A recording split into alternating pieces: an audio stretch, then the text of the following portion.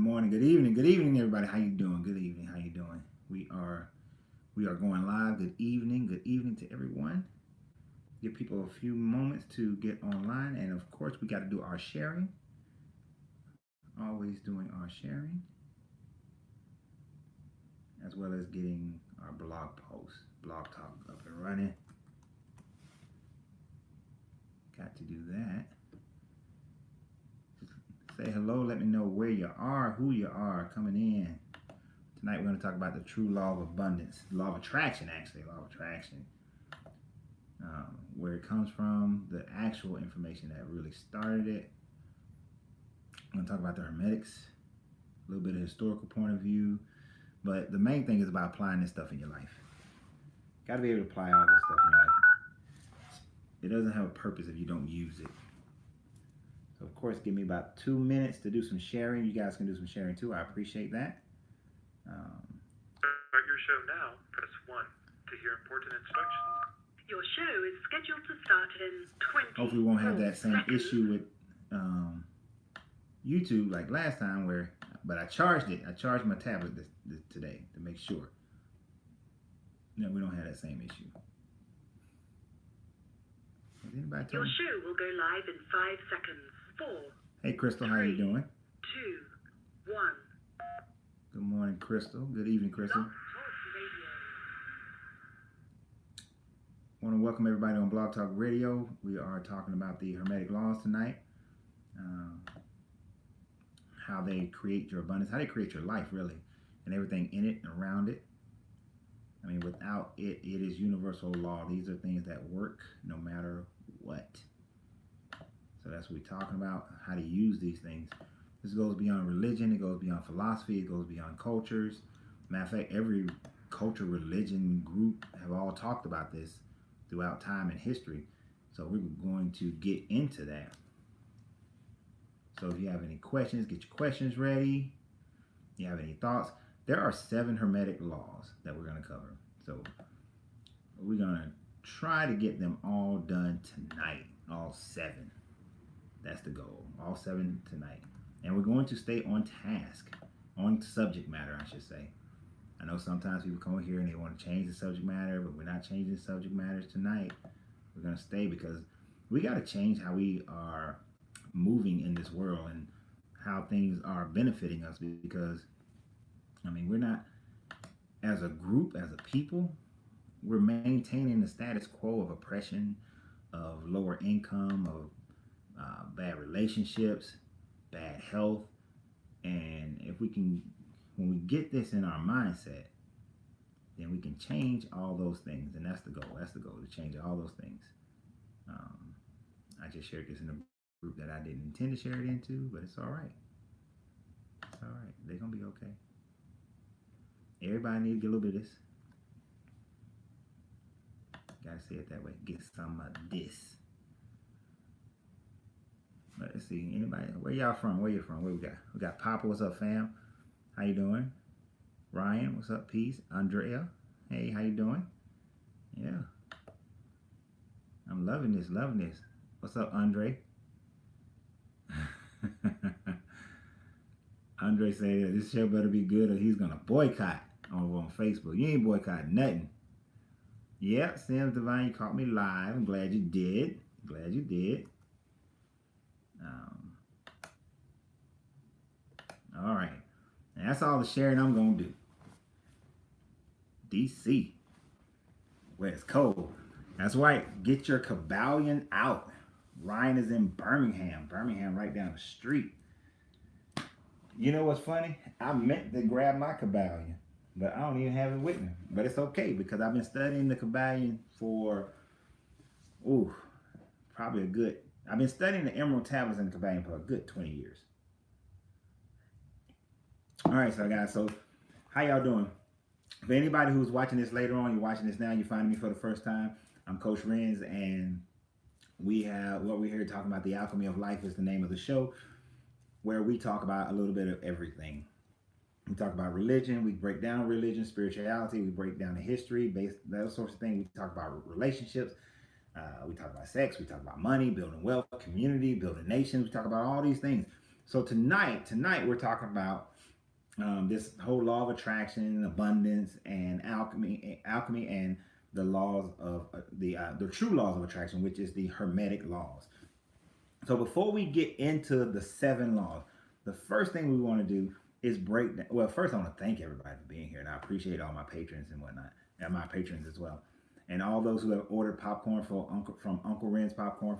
I appreciate you guys for going to popcorn, letter U, letter R, the word popcorn.com and ordering. I appreciate that because that supports everything that I do. So the hermetic laws. We're going to talk a lot about these things. Sims is in Atlanta. How you doing? Okay, you in Atlanta. That means you got to come to the meet and greet when Kevin is having that on I think it's the 23rd, 24th of March. So I'll be there. Kevin will be there. We got to check on him, make sure he's doing well. You won some from here. You won some. Great. I'm glad you won it. Hey, Karen, how you doing? So here's the thing. The hermetic laws, they have been a part of every religion, every culture, every philosophy. All these things have a root that comes from the hermetic laws. We can delve into all kind of histories and whatnot, but let's give a little bit of history.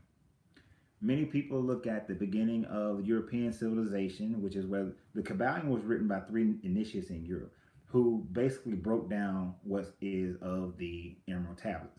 The Emerald Tablets are these green tablets made out of a material that nobody really can explain where it comes from, how it was put together, how it was alchemically melded together. It doesn't oxidize. Acid doesn't burn through it. We can't write on it. They're an amazing piece of technology is what I'm going to call them. They're an amazing piece of technology. I'm not sure, but if you're on Kevin's page, I'm going to stay with my page. I'll let you know where we're going to have the meet and greet because I don't have all the information yet, but I'll get them to you. So,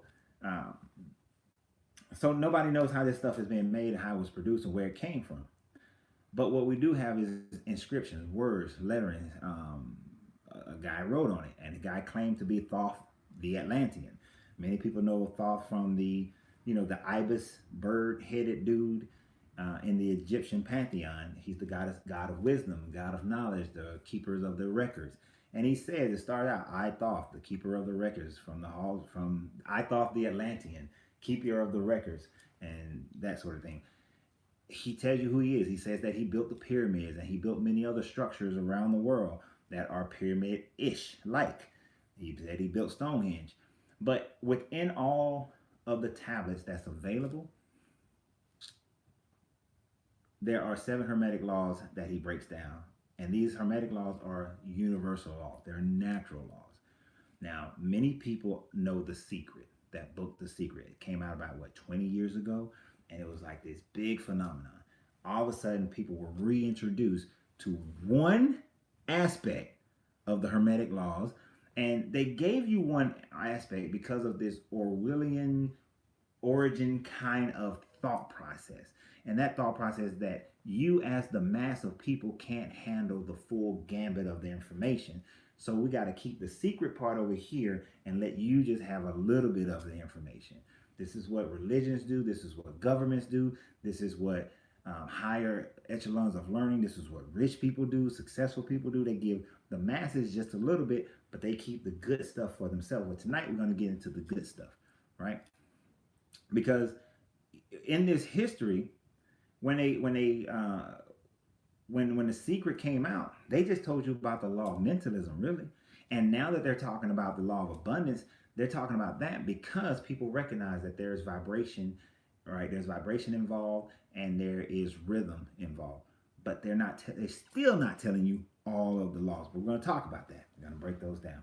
So when people, as far back as we can go in our human history that we know of, as they've discovered more about Akhenaten, Akhenaten wasn't known about 50 years ago, 50, 60 years ago. Now Akhenaten is known about, and we found out about the mystery schools of Akhenaten. We found out that Pythagoras waited 20 years to get into the mystery schools of Akhenaten in Egypt. And he took that information that he learned from the mystery schools in Egypt and he went back to Croton and started what became the Greek civilization. Uh, we know, but he petitioned and he had to prove himself worthy. Back in the days, you had to prove yourself worthy of this information. So because they just didn't give it to everybody, plus control civilizations who wanted control, they wanted to keep the people from being able to do this. Because I'm going to tell you, if you understand what I'm about to teach you tonight, and you will begin to apply it as a group or a family, as an individual, as a nation, then there is nothing you can't do. There is nothing that will be left undone. That the mass of the society will become greater. Your family will become greater. Your health, your relationships, all will become greater when you come to an understanding of these 7 hermetic laws. So without further ado, because that's all the history I'm gonna give you, you can go and research this some more yourself. But I do what I would implore you to get yourself a Kabbalion, Kybalion. The Kabbalion breaks down the immortalities into a small, it takes it from the higher, the college level, Ivy League level, and brings it down to, kindergarten. Okay, well, actually, it don't even bring it down to kindergarten. It really brings it down to like 12th grade. Okay, because I got people who have told me they've been reading the Kabbalion 3-4 times, and they still like learning, still picking up, and now they're seeing the evidence of it in their life. So I'm gonna break it down to you more 5th grade. All right. So we're gonna go down 5th grade level. And please, if you have questions throughout, don't be afraid. Ask your questions. So understand, I'm gonna break these things down. We're gonna use relationships as a piece, health as a piece, and money as a piece in order to describe it. To describe the 7 hermetic laws. So first, I'm gonna go ahead and tell you what all 7 hermetic laws are, and then we'll come back and talk about each one individually. The first hermetic law is the law of mentalism. And in the law of mentalism is that everything begins with a thought, right? Everything, right? Papa say he's still learning, all right? Everything starts with a thought. Nothing happens without a thought. No creation happens without first it becoming a thought. The second law is the law of correspondence. Many of you have heard this one. Well, yeah, you've heard this one. It's as above, so below. That's the axiom. As above, so below. Whatever happens in the above happens in the below. Whatever you do in the above affects the below, and vice versa. Whatever happens in the below happens in the above. Whatever affects the below affects the above. So as above, so below. That's the second law of correspondence. The third one is the law of vibration. Everything moves. Nothing stays still. Everything is in motion, right?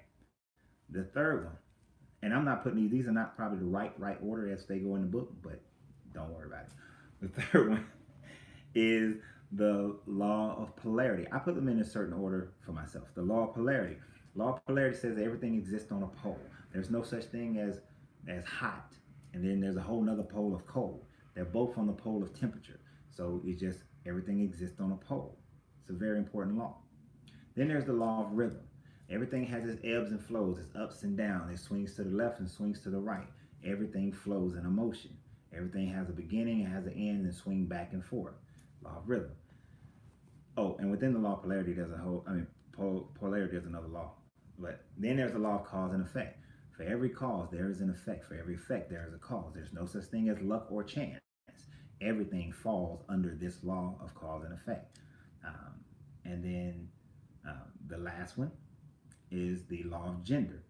That is everything that is in creation has a male and female, has a feminine and masculine energy. It takes male and female to create anything, right? And we're going to get into that one because it really, you have to get out of the base mind to understand it. So that's the law of mentalism, the law of correspondence, the law of vibration, the law of polarity, law of rhythm, law of cause and effect, and the law of gender.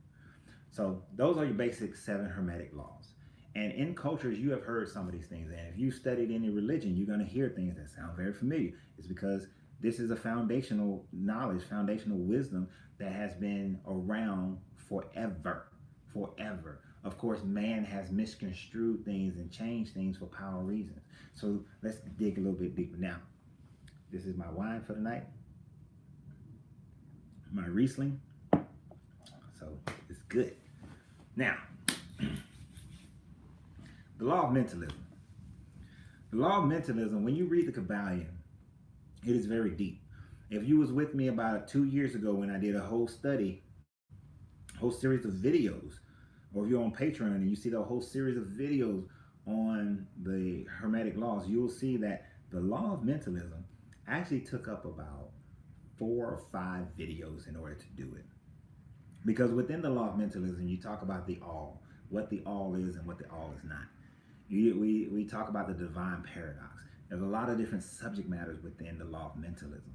And in order for you to truly understand this, you have to go and dig deep into each one of those. But we're going to go through this, like I said, 5th grade level. So the law of mentalism basically states that nothing happens first without a thought. Now, you have to first understand what the all is in order to begin that process. This is where many people get stuck, though. This is why the law of attraction, when they told you just think about the check, think about the check, think about the check, and the check will come, and the check never comes. The bill comes. This is where the church, the mosque, the temple, the whatever tells you to pray, pray, pray, come get communion, do whatever, do your rituals, do all these things, but just keep it in your mind, keep it in your mind. There is positivity in your mind. There is energy in your mind. There's energy in your thoughts. All right.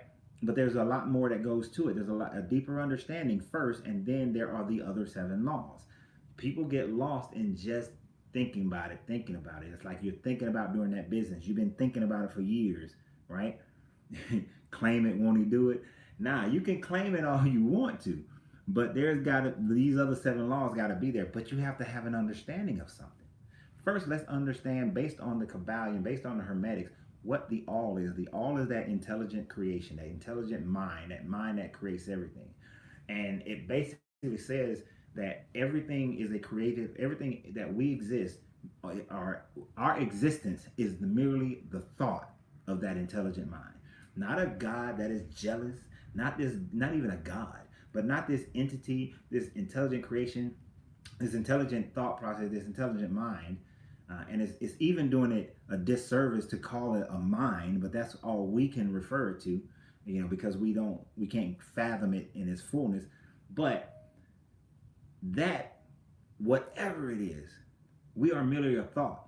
Because I was taught as a youth that God created everything out of itself, right?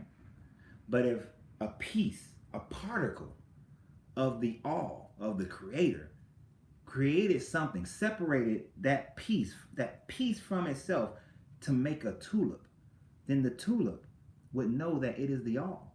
Because how can any particle or piece of the all that is omnipresent, full consciousness, not ever know it is what it is? Even in the Bible, it says, in the Hebrew Bible, it says, I am that I am, meaning that it is everything. There is nothing else it can be outside of itself. So you can't take a piece and separate it and then it not know that it is the all. That is why everything is merely the thoughts of the all. Before we create anything, before the Wright brothers came up with their designs for an airplane, it started in their mind, right? It started in their mind. Before Mansa Musa journeyed across from one side of the continent of Africa to the other side of the continent of Africa, it was a thought. That journey first was a thought. Before you do anything, it first begins as a thought. Before you create a business, it's a thought. This is why we create business plans. We create treatments. We create these ideas of where we want to go. This is why I tell you guys, if you want to have great health in your life, first see yourself healthy. Have the image. Know what it is that you're trying to attain, and then we reverse engineer it. But you got to have the thought first, the end game. Where is it that you want to go? So everything starts at the thought in the mind of the all. And if the mind of the all, it starts at the thought, and we are likened unto that, evidently, because we are one of the very few creatures on the planet that has that much of cognitive thought, right? I broke the button on my shirt for all the Facebook people, so it's kind of got a little belly showing. But we are, that's what we are. That's what we are. We are that, we think that way. We think about something first. Everything, even if it's a split second. Even the things that we don't even realize that we're thinking, those parts. If you followed me for our journey with outwitting the devil, you know we talked about how your negative thoughts, the devil is the negative thoughts of your brain. Yeah, shut up, Andre. the negative thoughts of your brain. So those negative thoughts are created. If people come together, you know how they say if two people come together with and they come in agreement and they ask for anything, it will be done. Whether you're reading the canonized versions or the non-canonical little writings, they say that the Gospel of Thomas that we did a couple of weeks ago talked about if two come together and they ask for any, they are in agreement. Whatever they decide will be done, will be done. But here's the problem: that negative part of your brain. I may say to you verbally, I agree with you. But in my mind, I'm thinking, she ain't gonna do it. He ain't gonna do it. That ain't gonna happen. I'm not in agreement with you. We are not in agreement. So then when it doesn't happen, it's not because the power of the thought didn't go out. The power of the thought did go out. Yours was that it was going to happen. Mine was that it wasn't going to happen. There was a cancellation. It either canceled each other out, or whoever had the stronger thought backed by emotion, that's the one that won. That's why when we talk about chakras, all your thoughts need to be backed by your energy, by your emotional thoughts. Your emotional, remember, your heart has a brain. Your heart has synapses just like a brain. So your emotional thoughts have to back that up. That's why when people talk about sex magic, your sexual energies have to back that up. You back up the thought with those energies because that's where more power is. I'm going to try to make sure I get questions as we go. Chandel, how you doing, Chandel? What kind of sorcery are those behind you? Who are your God? Okay, see, those are African bows. See, you want to call things sorcery, it's an African bow. It's something that you may think about as your heritage of your ancestors. But anyway, as I said in my previous video, I ain't got time for people like that no more. I'm only dealing with people who want to grow. Right now, I'm taming my ego, and that's the hardest thing to do. The ego is a very hard thing to do because the ego causes you to not be able to think through and function with these laws of it, these laws. So understand that the law of mentalism, knowing what the all is and knowing what the all is not. I did a video about negating. When you negate things, you realize what the all is, and when you understand that, you start to realize who you are, right? Just want to get it straight, yeah. But no, hey, there are tools and things that you can't see the whole house. Don't worry about it. Don't worry about that stuff. But just joking. But here's the thing. So the law of mentalism, you have to learn how to get into your thoughts and control your thoughts, right? Can you actually? No, I'm learning how to play the guitar that's right here. And one of my employees broke the string, but I'm learning.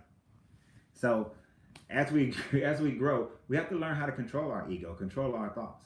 We have to learn how to meditate. Meditation is a great way for you to learn how to control your thoughts, how to sit and bring peace and tranquility. When you get over emotionalized and you allow your emotions to control your thinking process, then you negate what it is that you are trying to create in your life. Look, I've told you guys plenty of times before. When I first got ready to open up my store in a great place, a great location, which was in a Publix Plaza, I allowed my emotions and my affections towards another person to make a short-term decision to give them happiness, which actually caused me a long-term problem. I let my emotions control my thoughts, and it did not manifest what I thought was my prevailing thought was the business that I wanted to create, how I wanted it to be, how long I wanted it to be, and what was going to happen, what I envisioned, what I meditated, how this business was going to be, how the popcorn shop was going to be in this one location. It happened for the first year because I let my emotions control how long I signed that contract. It didn't manifest in the way that I thought it would manifest, simply because I wasn't in control of my emotional thoughts, right? There was no balance. So we have to learn how to balance our thoughts, balance our emotions, right? And you see, here's why when I talk about how the all cannot be this out of balance, jealous. Oh, thank you, Isis. I appreciate that. Thank you. Got a little donate to the site. I appreciate that. Supporting the channel. Um, when you start to control that, when you start to uh, not let your emotions or even let your overly think something or let your sexual thoughts control how you make decisions, there is balance between them. Yes, you want to use your gut, your instincts, but you also want to get the information. We talked about the trivium before, getting all the facts, then getting an understanding of those facts, and then putting them into practice of the wisdom and watching the results. Measure those results to validate the facts, the understanding, and continue to move forward. This is how we solve problems. This is how we set goals. This is how we build things in our lives, by controlling those thoughts. So the law of mentalism goes into that. Let's see. You got to play something for us one day. Yeah, one day. Not today. Actually, I'm going to get a trumpet and learn how to play trumpet. And I'm going to let you guys watch me learn how to play trumpet. So the thing is, that's the law of mentalism is very deep. The paradox, and this is one thing that messes up a lot of people, is there is the divine paradox. The divine paradox says that something is, but something is not. I said many times that race is, but it is not. Race only is because we give it a label. We've labeled what race is. Nations. If you've been on a plane, how many of you have been on a plane? You've flown over from Georgia to Alabama. Did you see a state line? Was there a line? When you flew from America over Mexico, did you see a line? When you flew across from the Caribbean and you went into the Atlantic, was there a line that showed you that's a natural barrier, a natural line? No, it isn't. We create these labels. We create these situations. And on the physical world, we see that those lines don't exist. Now, in the physical world, we do see that I have higher melanin than a white guy, than what we call a white person. They don't have the same level of melanin. But at the same time, I have way more melanin than a light-skinned dude. So that light-skinned dude probably got some white in him. But we'll just say he's black, because we created that. There's a certain gray area that you move from being white to black. You know, a lot of people like to jump into peace. How you doing? You'd like to jump into the one drop rule, but there's a line. And if we went by the one drop rule, there's a lot of people we call white that you would be calling black if we went by the one drop rule. All right, but we create that. But let me ask you a question.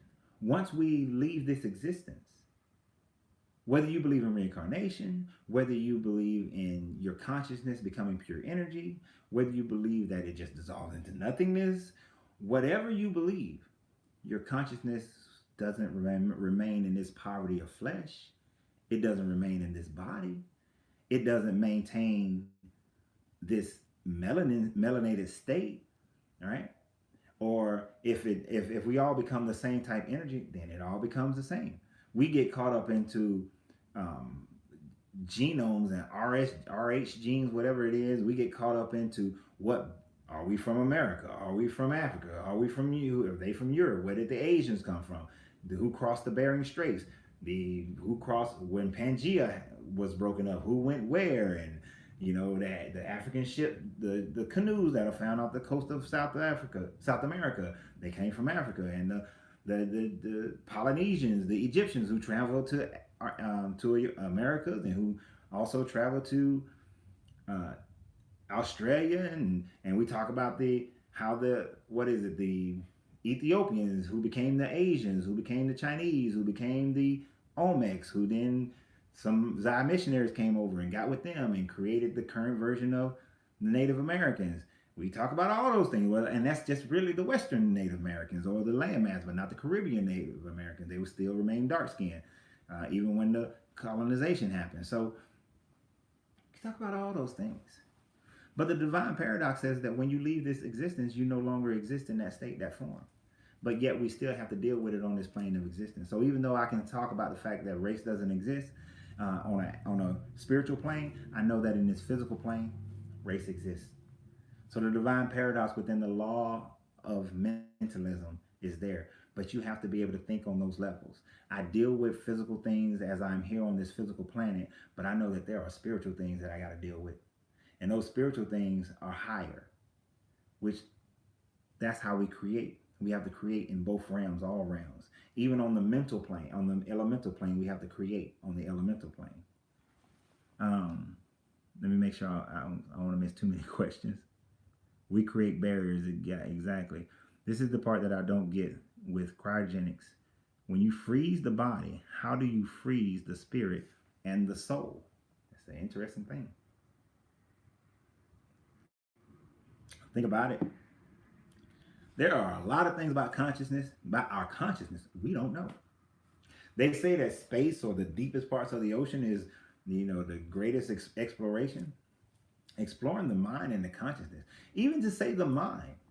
We think our consciousness exists in our mind, in our head. Only because of our perception of our eyes do we think that. Only because there's so much of a cognitive thoughts and things go on here. Or we taste up here, we smell up here, we see up here. When we feel something, it's recognized up here. So many things happen in our brain that we believe our consciousness is only there. But our consciousness is far greater than that, far more than that. We have a gut, we have feelings here, we have all these things that happen all over our bodies and outside of our bodies. So as far as the cryogenics, how do they freeze the conscious? I have no idea. I mean, I would love to see what happens to a person who's frozen for 100 years and then we thaw them jokers out and see how they are. Is there something to the effect that until the complete cessation of the flesh body stops, the consciousness is trapped? Is it trapped? Which would be an amazing thing because what is it? The Gospel of Thomas had talked about, that, 1,000+ years ago, of how something so amazing as the spirit come to dwell in at the poverty of the flesh. It's an amazing insight, right? Into the fact that our consciousness is trapped in this flesh. Why? I don't know. This will be a great discovery. It will be a great discovery. But that law of mentalism says that everything that you do starts in your mind, right? Yeah, we got to wait till they wake up. But since things start in our mind, two people can exist in the same environment, but perceive it totally different, and then make their lives totally different. How we think about a thing makes the thing reality. It makes the thing either a heaven or a hell, right? When a person freezes to death, he or she dies. That to me confirms that life is energy that leaves the body. Right, when they freeze there. But cryogenics is like a flash frozen kind of deal. So, I don't know. That's some good stuff right there. Beyond my scientific intelligence on that one. But we create our heaven and hell. This is why I keep saying that heaven and hell is inside you and outside you. It's all around you. Because it's all based on your perception. This is why Napoleon Hill was in the mindset of saying that everything, that heaven and hell is your perception, and in every plane of existence, it's your perception. Plain and simple. It's the chemicals, probably it's the chemicals that keeps you frozen, that allows you to be frozen but not die. But everything is your perception. This is the law of mentalism. We understand that the all perceived, and so do we. We perceive these things. How we perceive our lives. How you perceive your health. Think about it. Beauty is something that is of a perception. Hey, Trina Thomas. All right? Your perception is 100% reality. Exactly.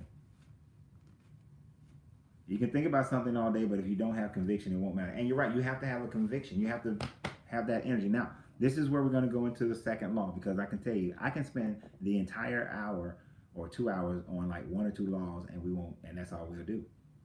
But I want to get through all 7 because you need to be able to apply them. So basically, how do we apply the law of mentalism? Yes, do the things where you sit and you meditate, you think about it, you see how that thing, and you see the end results. You feel it constantly. You know it constantly that this is the end. You have to get to the point where you can know it.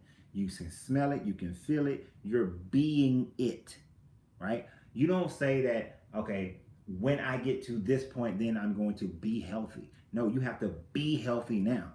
You don't have to say, well, once I work out these issues, once I work past my issues, my trauma, then I can be an affectionate husband. I can be an affectionate wife. I can be an attentive husband. I can be an attentive wife. I can be an adventurous husband. I can be an adventurous wife.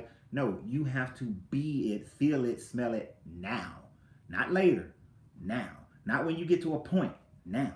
You have to get yourself into a mental state where it is present. That part of this whole, the secret, yeah, they're on point with that. They're on point with that part.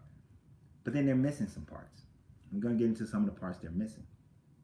One of the parts they're missing is as above, so below. The law of correspondence, that whatever is above is also below. Whatever things that are on the above can affect the below. Don't you think that book is The Secret is a charlatan? It is somewhat of a charlatan because it only tells you about one law, really. And that was the one we just talked about. It does not tell you the other 7. Because it is of the same mindset that we keep the heavy stuff for those who are of the higher echelon, and we give the public people, the masses, the lower stuff. And that's what I want to break. We're going to break that. As I create this hermetic society, we will break those ideas. So the law of correspondence, as above, so below. The very simplistic way I can explain is that there are levels of consciousness and existence that is above, middle, and below.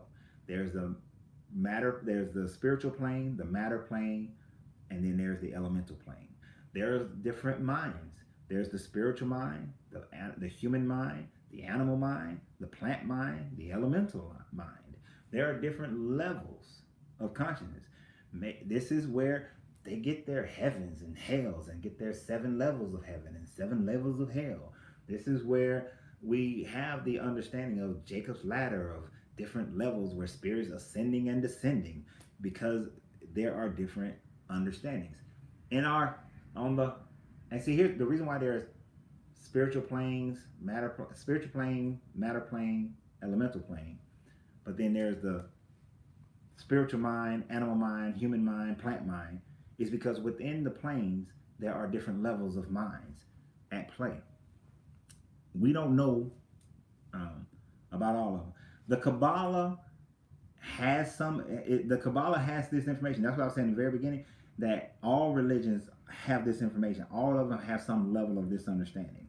The Kabbalah has the tree of life, and you'll find these understandings in the tree of life. The chakra system is about it has this hermetic viewpoint. The 7 chakras, and there are 7 laws of the hermetic laws, but they all fit together. So we have these. Let me give you an idea of how it works, and I like using this example often. You are of the human mind. Hopefully, all of y'all are human mind. Some of y'all might be aliens. I don't know, but you're of the human mind. In the human mind, we can affect things on the plant mind or the animal mind. If you have a pet, a dog or a cat, right?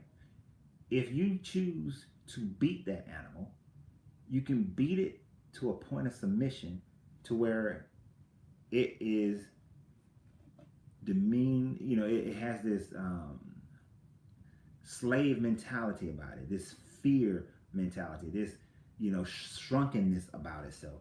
Because you, of a higher consciousness, have beaten its level of consciousness. Now the dog can't be a dog, right? Now it's like sub-dog.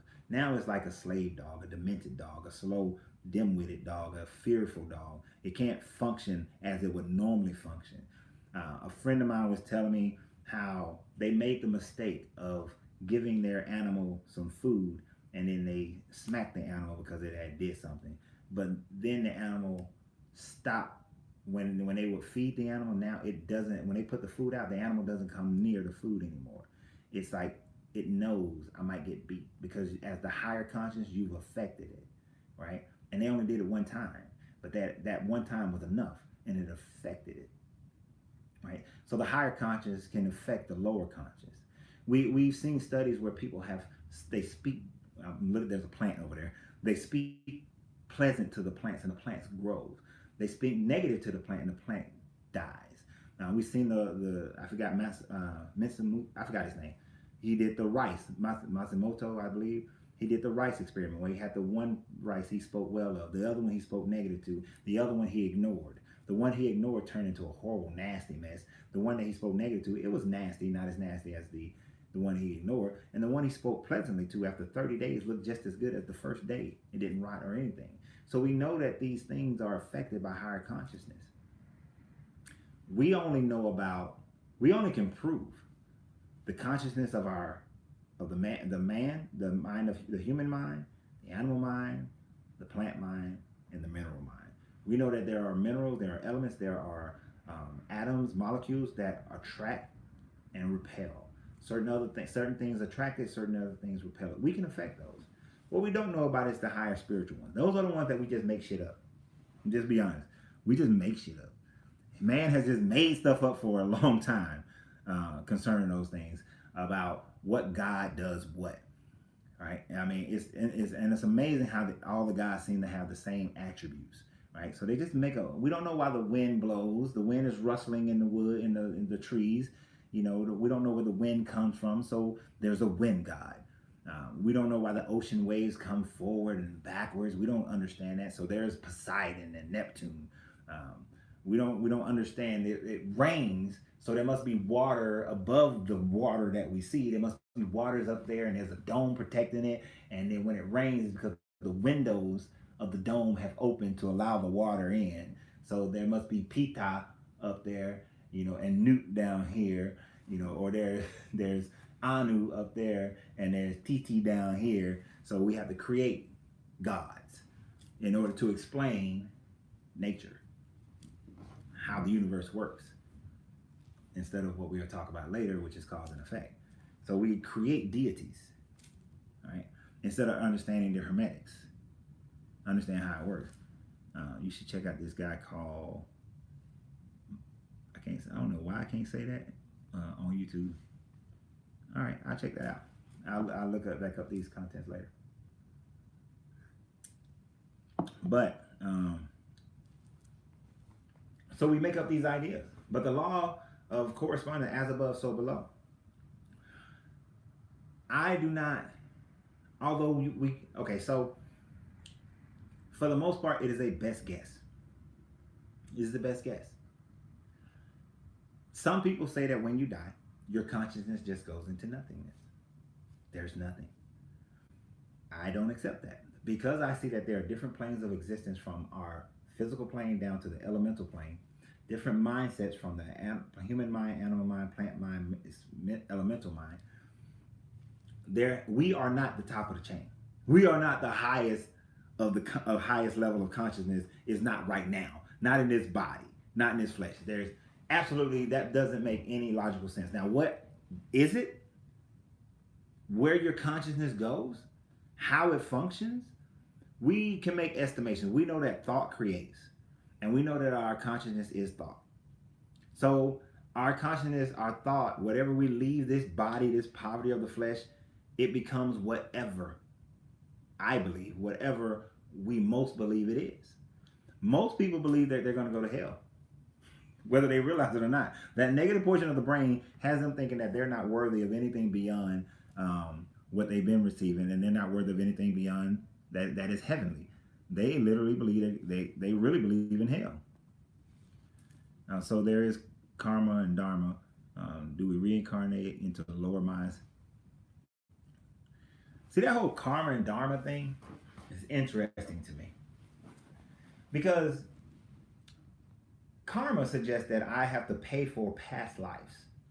Now, do I believe that there is karma in our current life? Like, if I beat the crap out of old people, like for the next few years, is it possible that karma is going to catch up to me and I'm going to have to pay for that? It's possible. I might. If I'm always walking, but I don't think it works in that way, because there are people who have done crimes against humanity and have never been persecuted for it. And of course, people are like, well, you know, they probably got it because they probably caught some disease or something else, or in their next life. I think that's just to make you feel better about somebody who did something horrible and they got away with it, and then they died and you never saw them suffering. So, but when we see somebody commit a crime and they go to jail, we say, "See, karma caught up to you." We see somebody, do something and they have an accident. See, karma caught up to you. When we can see it, we ascribe it to karma. When we don't see it, we give it karma as well and say that it's just happening in later on. And I think it's all just to make us feel better, and to pay for karma from a previous life. Well, that don't no. I'm not paying for karma for a previous life. No, no. I think the only way karma exists really is within yourself. If you are being negative and always being hateful, then you have an expectation of the rest of your life of things being negative happening to you, having negative things happen to you, having problems in your life because you have a negative connotation. And then when it does happen, it's karma. You're paying for it. And then dharma is that idea you got to satisfy your dharma in order to ascend to what is their heaven, right? So I'm gonna get to that one because actually, let me talk about that right now. What is Iron said that what about Christian original sin? Isn't that karma? Actually, that's more dharma, right? Because dharma suggests that you have to satisfy your dharma in the same way you have to satisfy this sin that you was born into, right? Okay, a baby is born. Baby ain't done nothing, right? They ain't done nothing. They haven't sinned. They don't even know what sin is. There's not even a concept of sin when a baby is born. But yet, we say that there is some original sin that they got to pay for. This was ancient man trying to explain why a child was born and he got Down syndrome. Why a child was born and it was born without, hands. Why something negative like that was born to somebody. There must have been some sin that the parents committed or some sin that's original sin. And it's also a method of control. I don't have to satisfy dharma. If there's a dharma to satisfy, then what, or an original sin? What about people who were born and never heard of any of these guys, or they have their own little guys? They didn't have an original sin. No, there is no original sin. There is no dharma to satisfy. That makes that's just a way of keeping people oppressed. And the other thing about that is that one of the main reasons, and I was going to do a whole nother video about this, I'm going to get a little bit of it. One of the reasons why, bogus sin is the original sin. Original sin is a bogus doctrine. One of the reasons why some of these things like original sin and we got to pay for this sin and dharma and all that kind of stuff is created. One, it allows those in charge to keep control over the people by saying that you have to satisfy this. This is why you were born into the lot of life that you have, because you got to satisfy this original sin or this dharma. The second one is people who have been oppressed, then they have to say, oh, we've been oppressed because of this original sin or this sin that we are trying to get over. So that's why we've been oppressed. So it's a bunch of bullshit to explain why you haven't taken control of your life and your universe, right? So is religion a human explanation of where your consciousness goes when you pass? Is that the only way we can understand it, given we are limited to this finite body? Kevin Wesley is a born winner. That's right. Y'all send good energies, good thoughts to Kevin for getting past his surgery. But yeah, I mean, religion just creates this idea because they don't know where the body goes. That's why it's supposed to go under the ground and be with Osiris, or it's supposed to be with Hades, or go to the top of Mount Olympus, or go up into the stars and all this kind of stuff. Because we fear death. We fear immortality. We fear mortality. And we will never know. I don't think we'll ever know. I mean, maybe we'll figure out one day some instrument will measure what happens, where the consciousness goes. But for right now, we don't know. It's all our best guess. But the law of correspondence says that since there are different levels of consciousness, different levels of being, there must be a level above us. There must be a level above our consciousness, above this consciousness. We are not the top dog of consciousness, right? My only fear of death is reincarnation. I don't know. It depends on how you come back. If you come back on top, born into a great family and being on top, hey, reincarnation could be a great thing. If you live, think about it. If you was born into a system where, as a little girl, you was put into sex trafficking and you had to spend, you spent your entire life in that sex trafficking, being abused and all that kind of thing, and you died and you reincarnated, but this time you come into a very loving family that take care of you and you had every opportunity to explore yourself. Hell, I come back for that if I went through that shit the first time. I come back in a heartbeat. Do you think the abundance can come from human using resources better?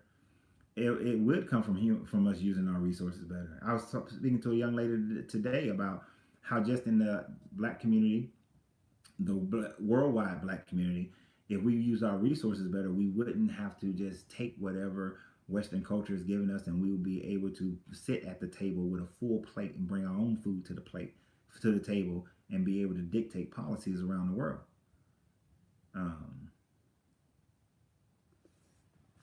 Shondel's gonna come back as a fly. And I said this once before. We are spiritual, like the religions like to say we are spiritual beings having a human experience.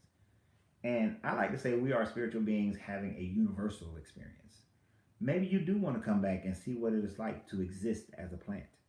But then after you finish existing as a plant, you go back to this higher level, and then you get up there for a little while and you're like, you know what? I want to come back and I want to exist as light. Just light, traveling through space as light. What is that? And the only way you can experience that is to be it, right? You can't experience being a dog and not be a dog, right? If you're a dog with a human consciousness, then you're not a dog. If you're a light particle with a human consciousness, then you're not a light particle. If you're a human with a higher spirit consciousness, then you're not human, right? Because you're not having the full effect.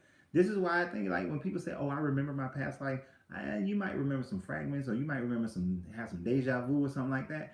But if you could remember being, you might have dreams. Like, I've had dreams. I've had past life regression. I think it's called past life regression, where I've seen myself as a different person. But I've seen myself, but I don't fully experience and know that person. The only person I really know is myself. Now, sometimes I think it's weird. It's like this weird feeling of, why am I who I am? Why am I me? Why am I not you? Why are you you, and why are you you, and why do you feel and are and do the things you do? You have a whole universe of life that you're experiencing right now. You're a spiritual being having a Hotep family experience, having an Iron experience, having a Sims experience, a Tamika experience, an Andre experience. You're not having a Larenzo experience. You're not having a Coach Renz experience. You're having your experience, right? This bow staff is having a bow staff experience. It was once wood, now it's a bow, and it's having the experience of hanging up on the wall, listening to all this, right? But it's just experiencing it. So when people say that, how can you believe in higher conscious, your ancestors go to other conscious levels? That's why. But I don't know. I don't know what they're experiencing, and I don't know how it works. But what I do know is that what happens on higher conscious affects lower conscious. We do that on this plane of existence. So I expect it to happen on the higher conscious. If higher conscious is like Jacob's ladder, they're ascending and descending, they're affecting things. Hey, look, let me say some words about that. But there are other laws that actually do more. And that's where we're going to go now, because we're already like 40-something minutes into this, 50 minutes into this. And I've only talked about 2 dang on laws. So we got to keep it going. Oh no, 108 bees. That's right. Gotta have the bees for my meditation. Is that where we come back over and over again until we learn? Now, and I will submit to that one, that we keep coming back until we figure this stuff out. That those who stay trapped in religious dogma, that they're going to keep coming back until they figure it out. That all that is a bunch of bull, right? That you got to get into the divine self before you can know any of those things. That's, some people ain't going to like this relationship book that I've been writing for over a year, because you got to get into your divine self before you can get into the divine self of somebody else. So, and most people don't want to do that in a relationship. You want to stay on yours, right? So we have to affect these different levels of consciousness in order to work. I mean, think about it. We have consciousness of trauma that we went through in relationships, that we went through in our family, we went through in, I deal with the trauma of of some of the things I experienced in the military. Whew, get a little choked up when I think about that one. But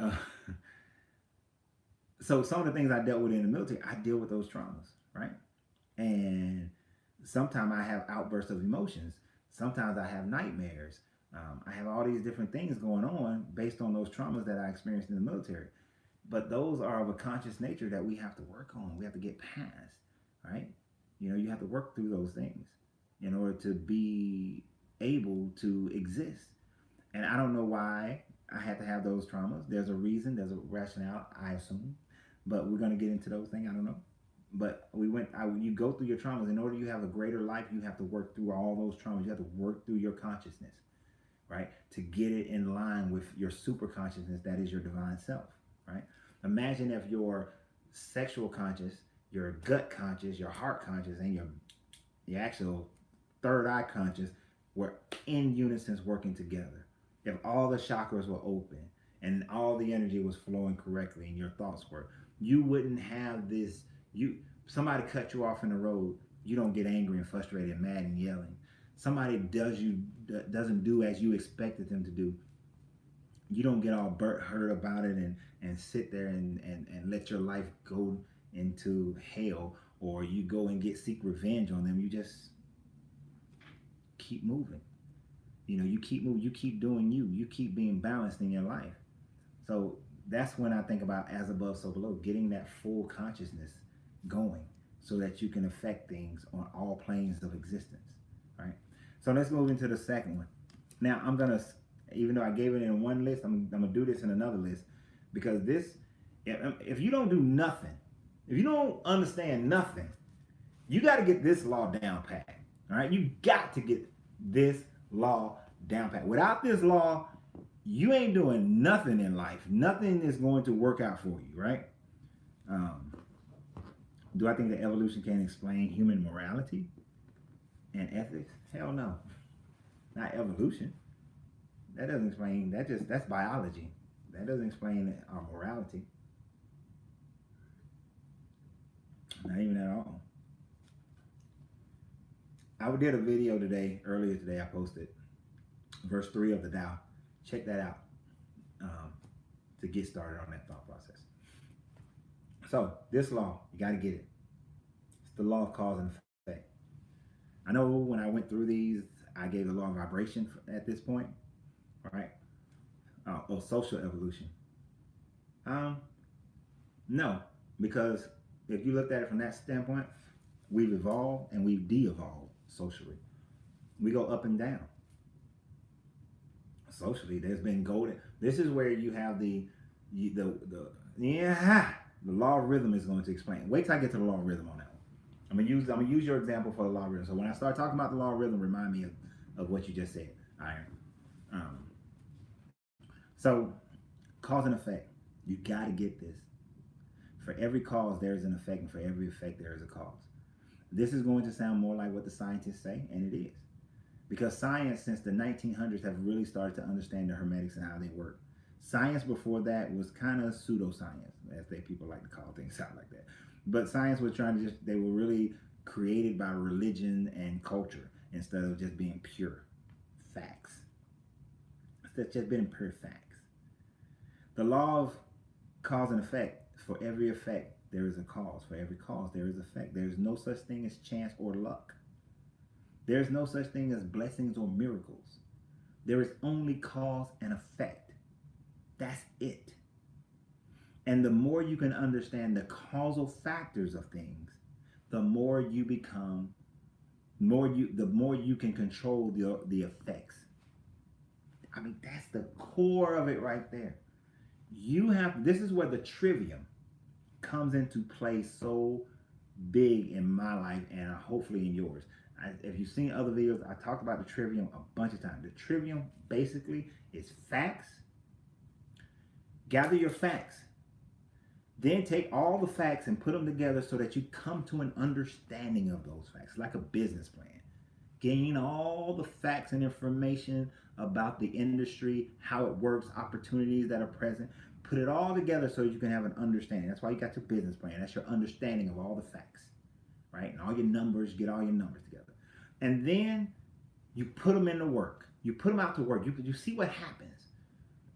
And as you work in that understanding, you gain wisdom because you learn more, you see what's happening, you got the results, and you make your adjustments based on the results that you're getting. That's the way the trivium works. That's how life has to work. That's how cause and effect work. That's why the rich keep getting richer and the poor keep staying poor. All right? So what is the prime cause and how did that come about? Well, the prime cause would be what I was saying in the beginning about the all in all. The all creating everything from just a mental thought. And those laws were all put into place for the universe to function and for everybody to be able to use these laws within the universe of the level of their consciousness. That's the thing. Within the level of your consciousness is how you use the law, all the 7 hermetic laws. The dolphin can only use so many laws. The monkey can only use so many laws. The lion, the plants, we can only use so many laws, but humans can use all 7 laws.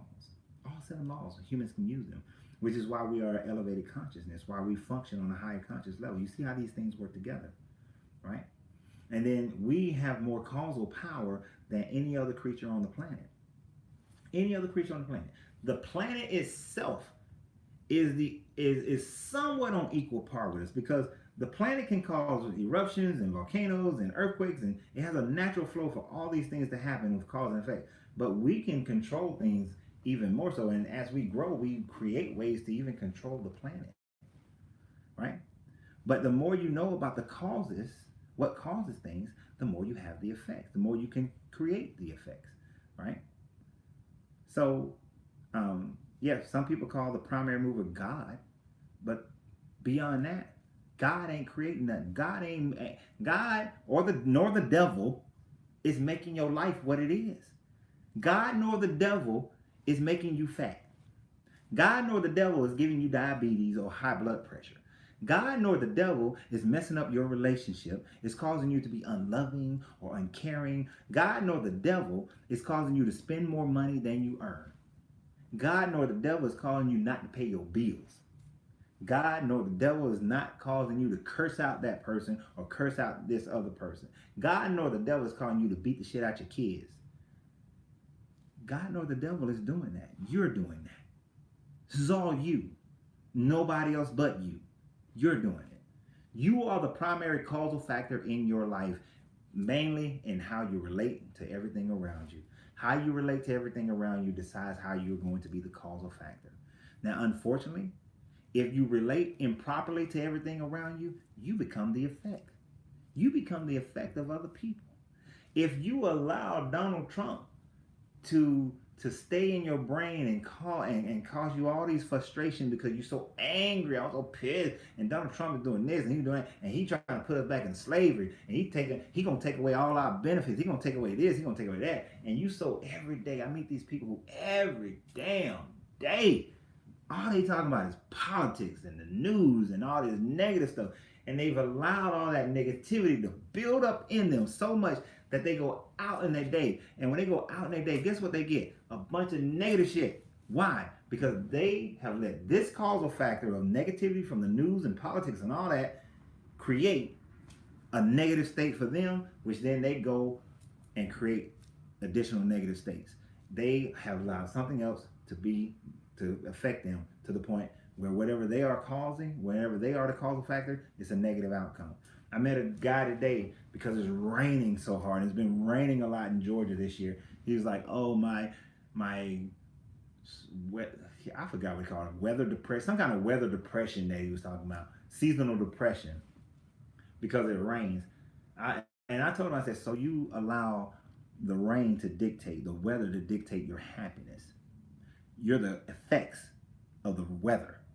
So if it's a sunny day, you're a sunny person. If it's a rainy day, you're a rainy person. It's like, it doesn't make sense. All your perception, I see the rain as cleansing. Clean the air, cleans your body, I collect the rain for water the plants. You know, it's cleansing, it's feeding, it's nurturing.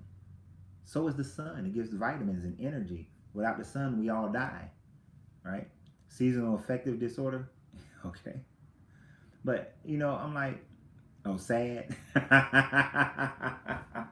I'm not believing that's a real thing. I'm gonna leave. ah, the people that created the world are no smarter than you. God and the devil is one and the same. If the human mind created God and the devil concept, then we are God and the devil just us. Exactly. If you saw my series I did about Napoleon Hill, I wouldn't devil. That's exactly what I talked about, right? But you were the causal factor. Me and this young lady, we had this amazing conversation today, right? Oh yeah, for anybody who's in Atlanta, I found an amazing coffee house today. It's over in Grant Park area, right across from the entrance to Grant Park, right? It's a coffee house owned by this little black Ethiopian lady. They play reggae in there all day. They have great hot chocolate. Um, it's a great little place to meet up and just hang out. It's a great little coffee house. I don't know where all the meet and greet stuff is for Kevin, but I'm gonna make sure that I'm gonna see if we can make that at one of the spots that we meet at. But it was great little small black owned business. Hey, if you're in Atlanta, go there. Grant Park Coffee House. Go there. Right? I didn't meet the owner. I have no interest in this. I'm not making no money off of it. I found an amazing place that I like that's owned by this nice lady. Well, I didn't even meet the lady, so I can't say she's nice, but based on her employees, she seemed like she must be a nice lady. So it was a great little place. So y'all go there. But anyway, me and this young lady was having this conversation, and we was talking about, because she bought some popcorn from me today, and she was like, you know what? She's like, I want to support black business. If only we can all just support more black business. And I started telling her, I said, here's the thing.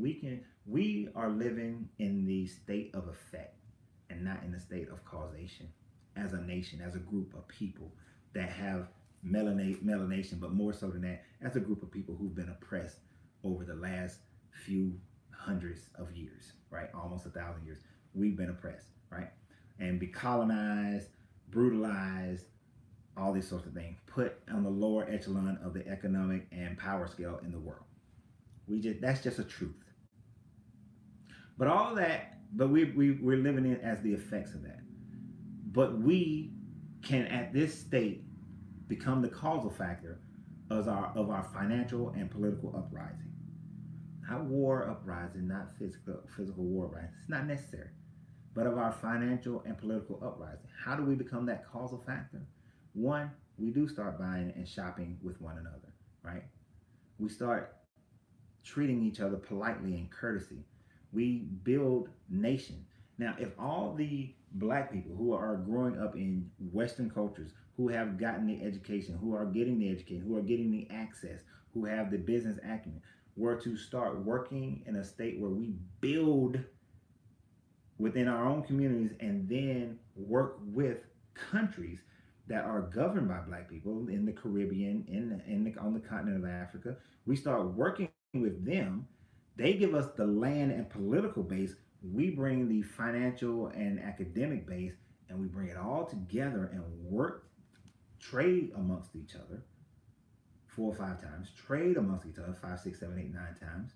Then we change the political and financial landscape. Imagine here, and one thing I told her, I said, Atlanta, a lot of black people want to come to Atlanta. They think black people are running Atlanta. But the majority of black people are in the lower 16% of economic power in Atlanta. The majority of black people in Atlanta are in the lower lower economic 16% in this city. We're not running shit here. We may be in government, but the majority of the land in Atlanta is owned by white people. The majority of the businesses that black people support are white or Asian. Majority of the businesses that the whites and Asian own are on the land of white people. So we don't have the power here. We don't have the economics here. But imagine, I told her, imagine if all the black people in Atlanta and Metro Atlanta for 6 months only shopped with black people and only went to a white or Asian establishment when they had no choice, none whatsoever. You just can't find a black person with it. The difference is a black person shouldn't figure it out, they'll get one. But imagine if that happened. Right. Imagine if they did it in D.C. and they did it in Charlotte and we did it in Charleston. We started doing that all over in these major cities, Chicago and New York. We start doing that. Guess who got to stand up and listen now? the police, the government, the mayors, the governors, the president, they gotta listen now.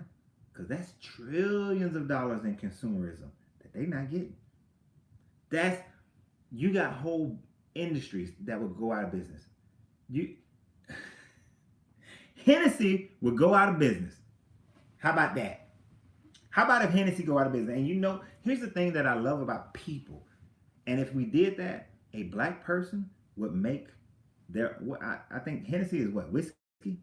Whatever kind of whiskey Hennessy is, a black person will start making it. A black one will pop up. All right, bring back segregation. I'm not saying bring back segregation, but what I am saying is the laws of attraction work well in the coffee house. Yeah, they do. I'm not saying bring back segregation, but what I am saying is we need to understand that in order to get to be players on the world stage, you have to get the economics, and then you got to get the land base. Think about China. China went into a causal state where they decided we are going to invest in our people, invest in our land, and we are going to get on the world stage. And 50 years later, where are they? On the world stage. Now they part of the G6 and all that. So we have to practice. And so what I'm saying is not segregation, is practicing and having an economic, there's a term, and I can't think of the term right now. But basically, within one culture, we create a subculture, right? We do a subculture of our finances, subcultures of how we run things and treat each other. But now that's cause and effect. If we became that causal, then the effects, it don't create ripples around the world. That creates freaking tsunamis around the world. That creates tsunamis, right? The economic footprint is huge if we did that. Now, that's on a big macro scale. On a micro scale, you are the causal factor for spending more money than you earned. You are the causal factor for taking on more credit than you can afford, taking on more debt than you can afford.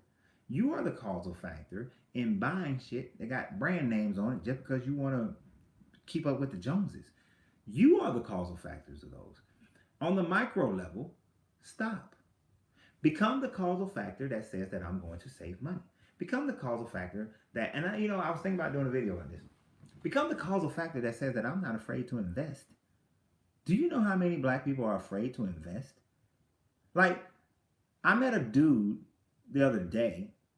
He took $50,000, bought an old RV, converted it into an RV that has he took this out of his 401k, converted it into an RV that the movie industry can use as offices and dressing rooms, right? He converted into that, and now the thing makes $1,000 a day. He said during the high season, it's out there like 20 days out of the month is working. Well, when it's not in winter, because he's up in Michigan, but only about 3-4 months out of the year that it doesn't get that much work. But the rest of the year, it's making him like anywhere from $15,000 to $20,000 a month, right?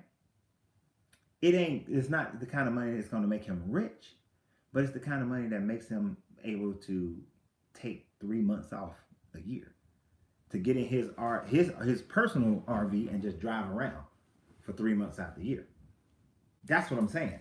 But he wasn't afraid at 50 years old to take $50,000. Yeah, 50 and 50. I didn't even realize that when he said it. To take $50,000 and make that investment, make that choice.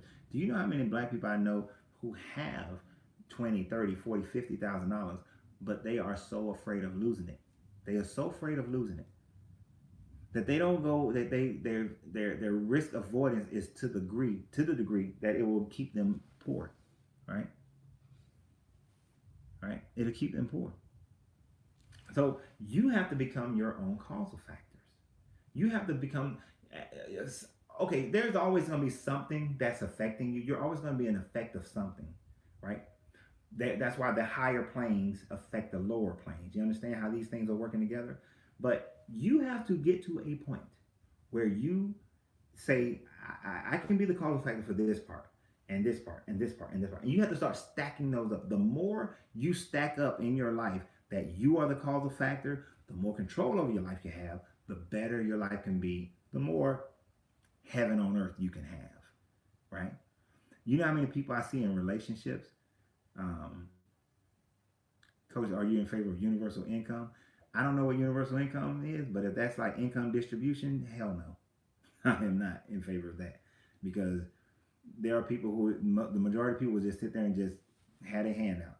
You know, I believe you, if you want to eat, you need to work.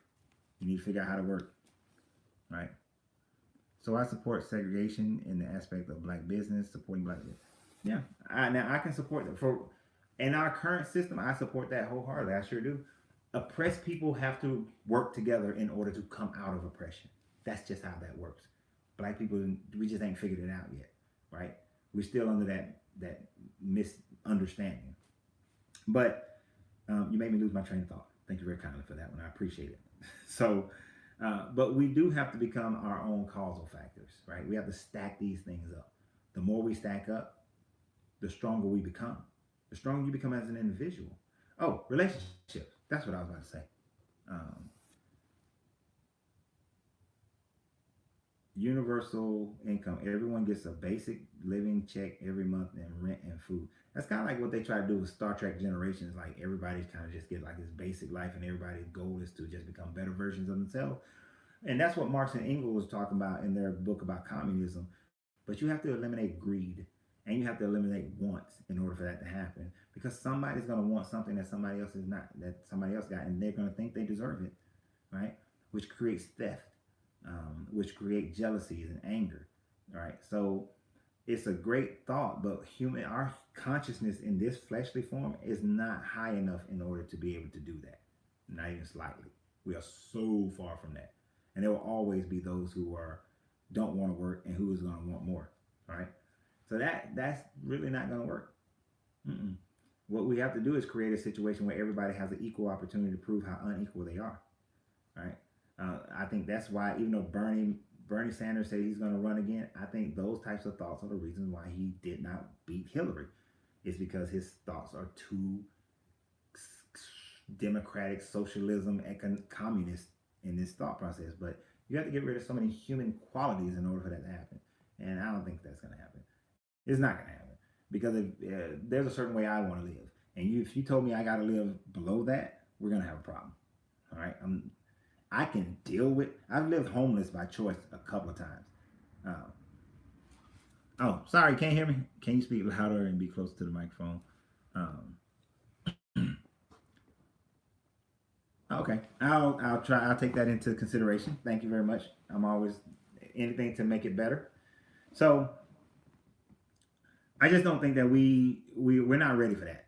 We're never going to be ready for that as a human, as a species. That's a Star Trek hope thing. But even in Star Trek, they still have people who wanted more than what they had in life and didn't want to strive and didn't want to do what's necessary to get more. So that's not going to work. But what I was saying about relationships,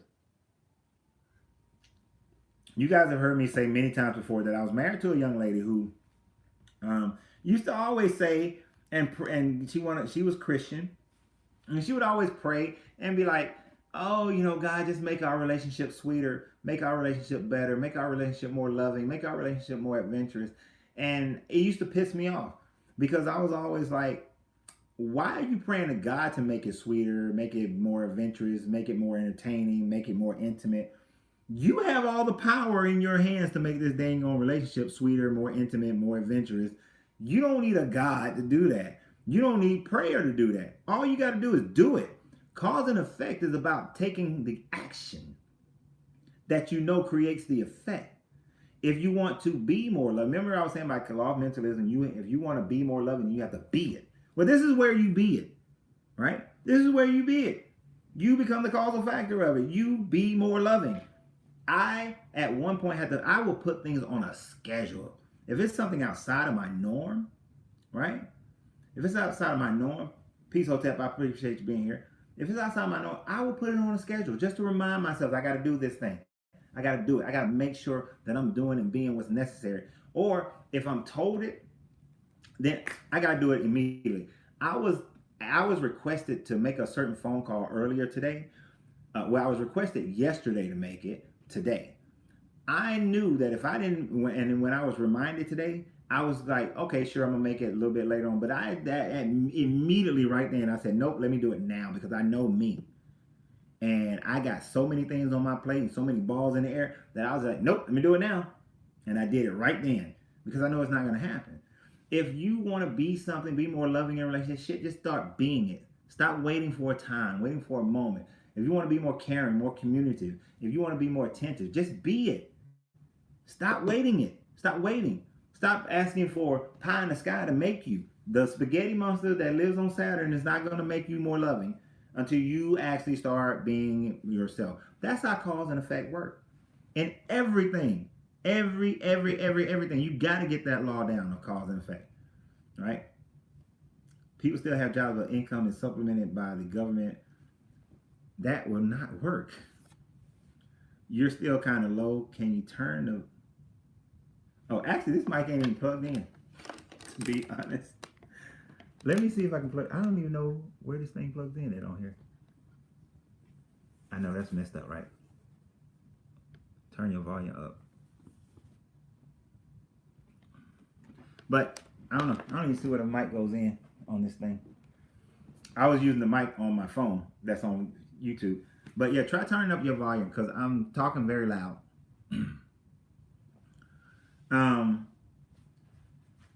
So you have to be the causal effect. So let's move on. Let's keep going. So now when you are the causal effect, this is where the law of vibration comes into play, right? And let me. All right. I just turned my volume all the way up. Let me know if that sounds better. But that was my medium volume. You notice it most with the Uncle Renz videos? Okay. But I'll check on that for my next video that I'll do tomorrow. So after you understand the law of cause and effect, what you need to understand next is the law of vibration, right? The law of vibration says that everything moves. Nothing stands still. Everything is always in constant motion. Things are either moving faster or they're moving slower. Things are always moving. Nothing stands still. This is not solid, okay? This is not molecules and atoms that are not moving. This is molecules and atoms that are moving, but because of the physical state that we exist in, they're moving slow enough that the molecules in my hand are moving slow enough that my hand can't pass through it. Now, of course, there are other molecules that exist that I can't see, you can't see. They're moving and they're passing through this glass and they keep going. They pass through you. Radiation moves fast enough and small enough that it passes through the glass. For some reason, it has a hard time passing through lead, but it passes through the glass. It passes through your body. You know, we're trying to protect the ozone layer because the molecules from the radiation passes through, don't bounce off. This is, what am I drinking? Let me try to find out. This is a Riesling.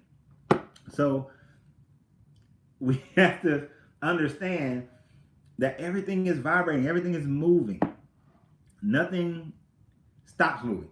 That's why there is no such thing as death, because everything constantly is moving. There's no element, no item on the planet is not moving. In the universe, it's not moving. Everything is always moving. I do too. And I love the ones from Germany, a Specialaser and an Auslaser. Those are my two favorites. And there's only 3 stores in Atlanta that I found them in. But everything keeps moving. In order for you to be the causal factor in your life, you have to move. You have to keep moving. This fat, this gut right in here, because this shirt button keep on coming open that I'm trying to hide on the YouTube, Facebook version. This button, this gut here, in order for me to make it go away, I gotta move more. I gotta exercise. I gotta eat less. I gotta put food in my body that vibrates at a different level. You see, McDonald's vibrate, like this in your body. Why them fruits and vegetables be moving like that? They move through your system. The energy of the fruits and vegetables, they get all into your body and make it better and increase the vibration throughout your entire body. While that McDonald's is moving like this in your body, and it slows down everything in your body and just get on into your intestines so it can go on out because it's worthless food. So, a lot of these fast food, a lot of these processed food, they all have different vibrations. And that vibration is going to determine how it affects your body, how it affects your mind, the vibration of other people. The reason why I said in the video yesterday, I am no longer going to deal with these people who, hey, look, if you're a Christian and you're having a good time, you're living, you ain't killing people, you ain't murdering people, man, go do your Christian thing. I'm not here to argue with you. If you want to come on my videos and be like, well, you don't know the truth, and because you're blind and you're not following the truth because you haven't. This guy told me, he put on the comment that I need to go to Israel so I can see the real proof of Jesus. But then I told him I've already been to Israel, studied in the museum, went to anthropological digs, spent plenty of time in the museums, been there. Then he want to come back. Well, you need to read the Bible. Like, dude, shut up. Really? Come on. So it's like, but I realize that those people are just energy. They stealing my energy. They slowing down my vibration. I'm not here for them. Right? If that's where you are, stay there. I'm not trying to change anybody, right? I only talk about these things, and I'm only looking to attract other people who are either curious, or we are in agreement, or we're in enough agreement that we can have conversation, right? Right? That's why I'm here. That's what I'm looking to attract. If you allow these other people to come into your life, they're just sucking the energy out of you. We like to call them energy vampires, right? They're just sucking it out. They're not sucking it in. They're slowing down your vibration. See, the law of vibration says you got to vibrate. You vibe with your tribe. You guys heard that term before, right? All right. Right vegetable fight inflammation. It sure does. All right. Got to get some herbs in you. But you are attracting people who should be attracted to you to help build you and help grow with you, help to increase who you are. You have to increase your knowledge base, increase your mental base, increase everything about how you vibrate. Makes all the difference in the world. Water vibrates slowly, it's ice. Vibrates a little bit faster, water. Vibrates even faster, it's a gas. Water is the best example of alchemy because it changes its state based on its vibration. You can change your state based on your vibration. If black people start shopping with black business, we change our state because we're vibrating differently. Vibration is the key to being the causal factor, how you vibrate, how you move. Your lessons on second and third dimensions are on point. Sounds like you're moving into the fourth dimension, the fifth dimension. And thank you for sharing. Oh, my pleasure. I appreciate that, Ray. Ray. Where are you, Ray? I'm just curious. I have an idea who you might be, and I'm just curious if you are who that person I think you are. But just let me know where you are, and that'll tell me if I'm thinking right. So, so the law of vibration really, so if you want to increase in something, you got to, Newport News. Nope, you're a different person. I was thinking you somebody else. I thought if you was in New Jersey, I would know who you are. Like really, really know who you are. Beyond just YouTube. But anyway, okay. But I appreciate that. Thanks for letting me know. All right. Yeah, I know you're on Patreon. I seen you on Patreon. It's just I thought you was somebody else. A young person that we used to talk about these things, and I helped introduce her to a lot of this stuff. But she's in New Jersey. So got off track for a second. I said we weren't gonna get off track. Love that knowing what you hear vibe when you try. Exactly, you got to. Exactly. I'm not. Are you young? Yes, you are young. She's only like 18 though, 17, 18 years old right now.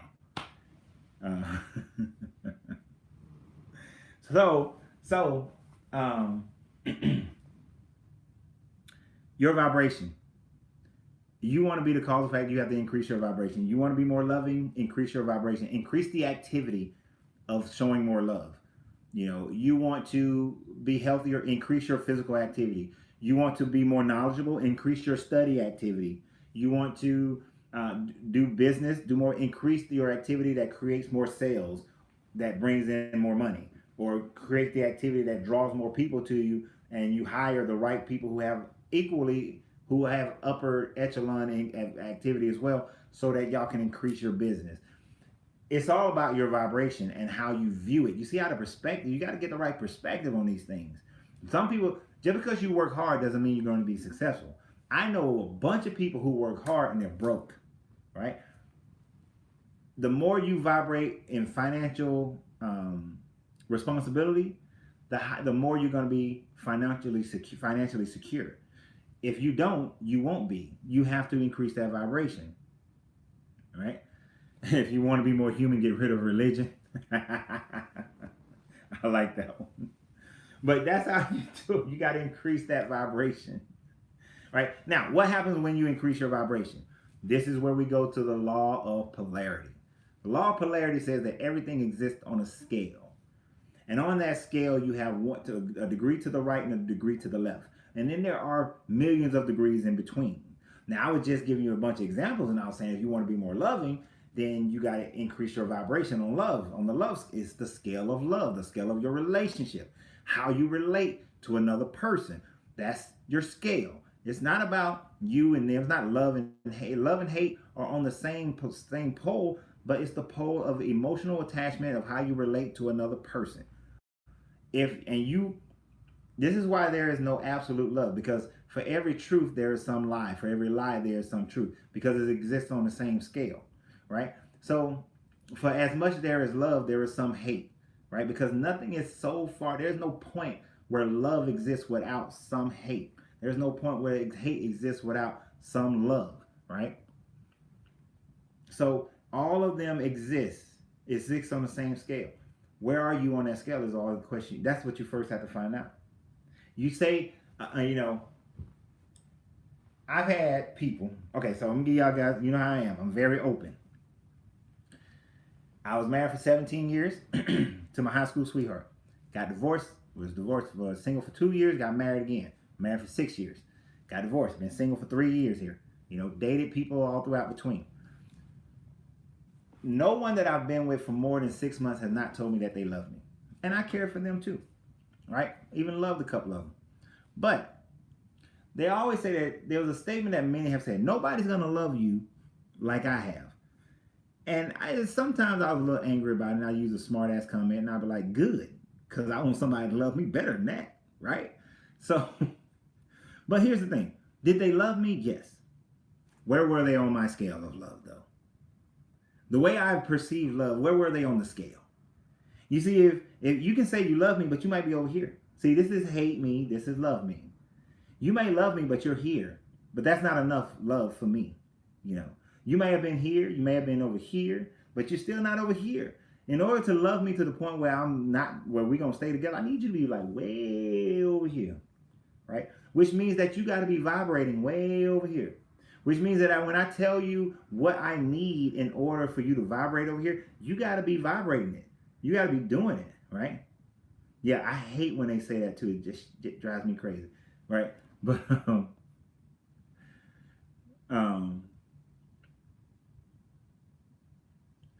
I don't know anything about Jesse Lee Patterson calling him that, so I have to look that up.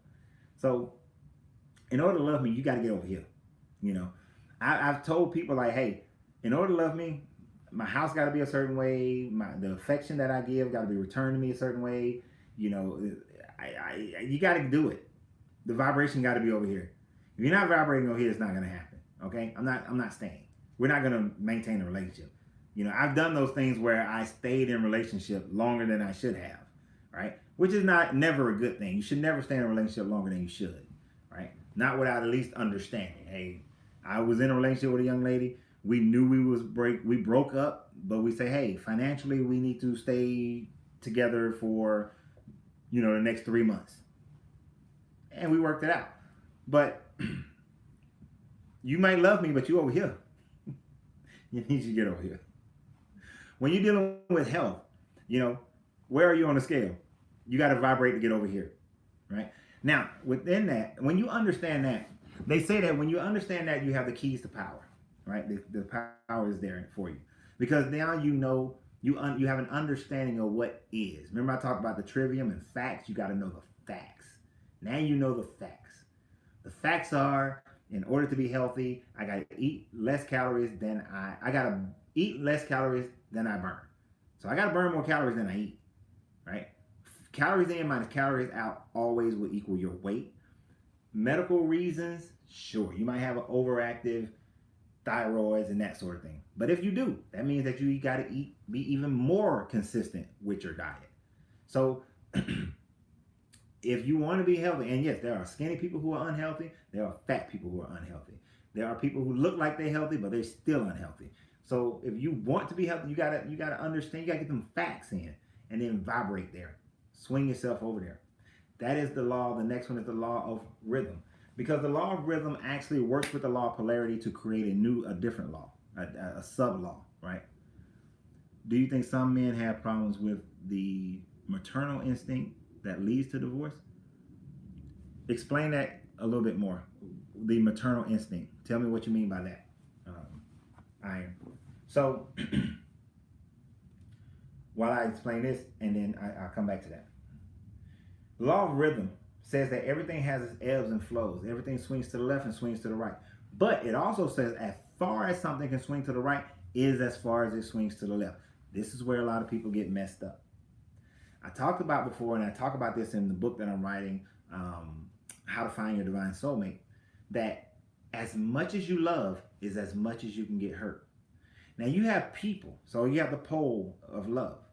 You have people who they only love this much because they only want to have that much hurt. Because they know if they love way over here, they can be hurt way over here. And they don't want that swing. So they try to avoid the swing by only loving here at this level. Instead of loving at this level, they're only going to love at this level. So that their swing is only this much. If he leaves me, I'm only hurt this much. If she leaves me, I'm only hurt this much. Instead of, if she leaves me, I'm hurt over here to the state of depression. If he leaves me, I'm hurt to the state of depression. They don't want that swing, right? But they can. The law of rhythm says that you can and you might. You probably will swing that way. Some people who I know who have swung that far is, I met a woman, she was so in love with her husband. I mean, when I tell you they had the most beautiful love I've ever seen in my life, right? I was like only 21. I was 20 when I first met them. Got to spend 20, 21, 20, 23, 3 years. Yeah, 3 years with this couple. Amazing love affair. They were like 60 when I met them. Amazing love affair. Only spent 3 days of their entire married life apart. Every day he picked her flowers. Every day.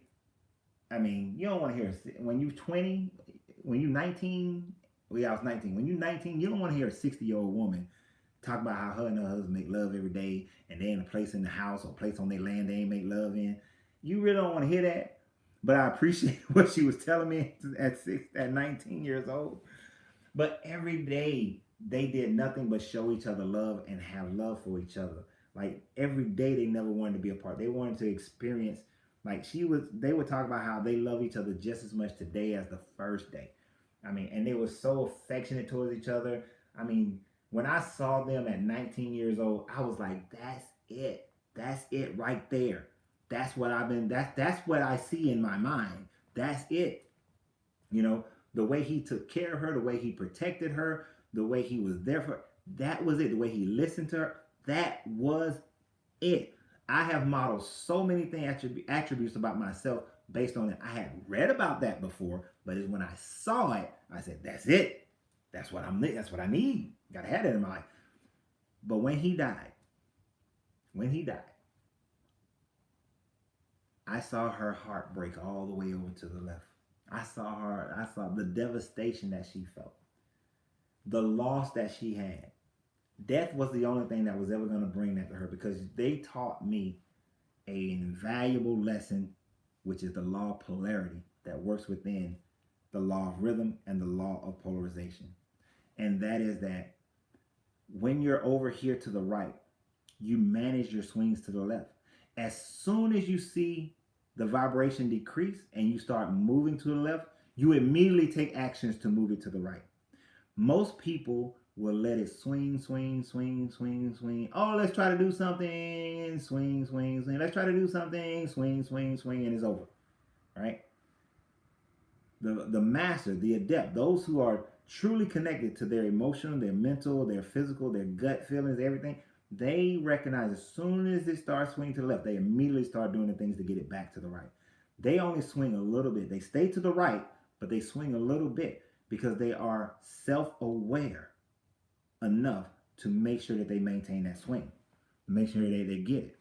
Okay, hold on for a second. So our maternal instinct is of a woman who to perceive, the maternal instincts of women to preserve and nurture. So I'm saying, do I think men have a problem with that? A real man wouldn't have a problem with that. A real man would recognize that that's who she is in her feminine energy. When we get to the law of gender, that's what we talk about. That feminine energy. It takes masculine and feminine energy in order to create. So a real man wouldn't. I'm going to do a video about, because I keep talking about alpha men, beta men, Charlie men. I'm going to do a video basically breaking those down into more detail so that people will understand what I'm talking about when I talk about an alpha male, alpha beta, Charlie, delta male. Charlie males are the worst ones.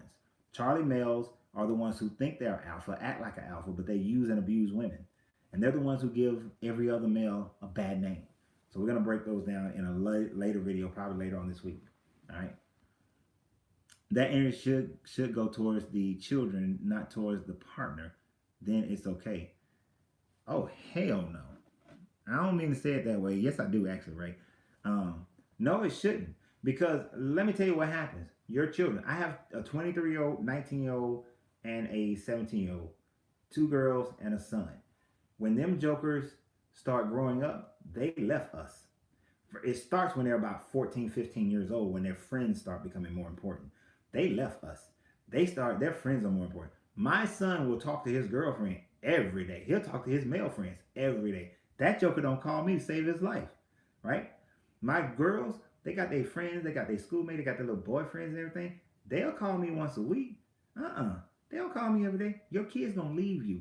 And when your kids are gone, now you're stuck in the house with a dude that you don't know, that you haven't spent time cultivating the best relationship that you can possibly have. And then what do? You're looking at him, you're wondering. Now you see you're like those couples where she go and do her thing and he go doing his thing. They're really not together. They're only together because they've been together for so long. They're just convenient and common. No, don't ever give your children more than you give your mate, because your kid's gonna leave you. Your mate is the only person that you are pledging to be with for the rest of your life.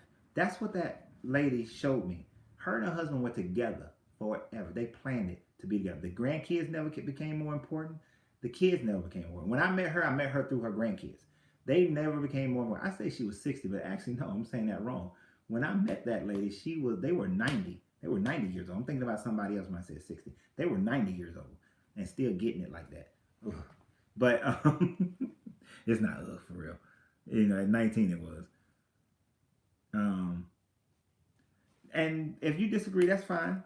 But I've seen it too many times where couples, once the kids are gone, then they don't know each other and they wind up getting divorced. The biggest group of people that's getting divorced now are those over the age of 50. Right? Those over the last 10 years, they've been getting divorced more than anybody else because they don't know each other anymore. They don't have a relationship with each other. Right? And when you make it, honestly, that's one of the reasons why me and my high school sweetheart, who was my wife for 17 years, that's one of the reasons why that relationship ended. The kids and everything else became more important. I was like 5th in line. And there's no way I'm going to stay with somebody and I'm 5th in line. And then I was told, oh, just wait. Man, please. I'm in my late 20s and you telling me to wait till the kids? Shit, that ain't going to work. I have paternal instincts. And my paternal instincts says that I should take care and protect my kids, and I do. But my consciousness says that I have to build a continuous, strong relationship with my bride. Otherwise, what's the point of having a bride? I can have kids with anybody and maintain a parental instincts and be a father. But the point of being with a mate is to be with them forever, right?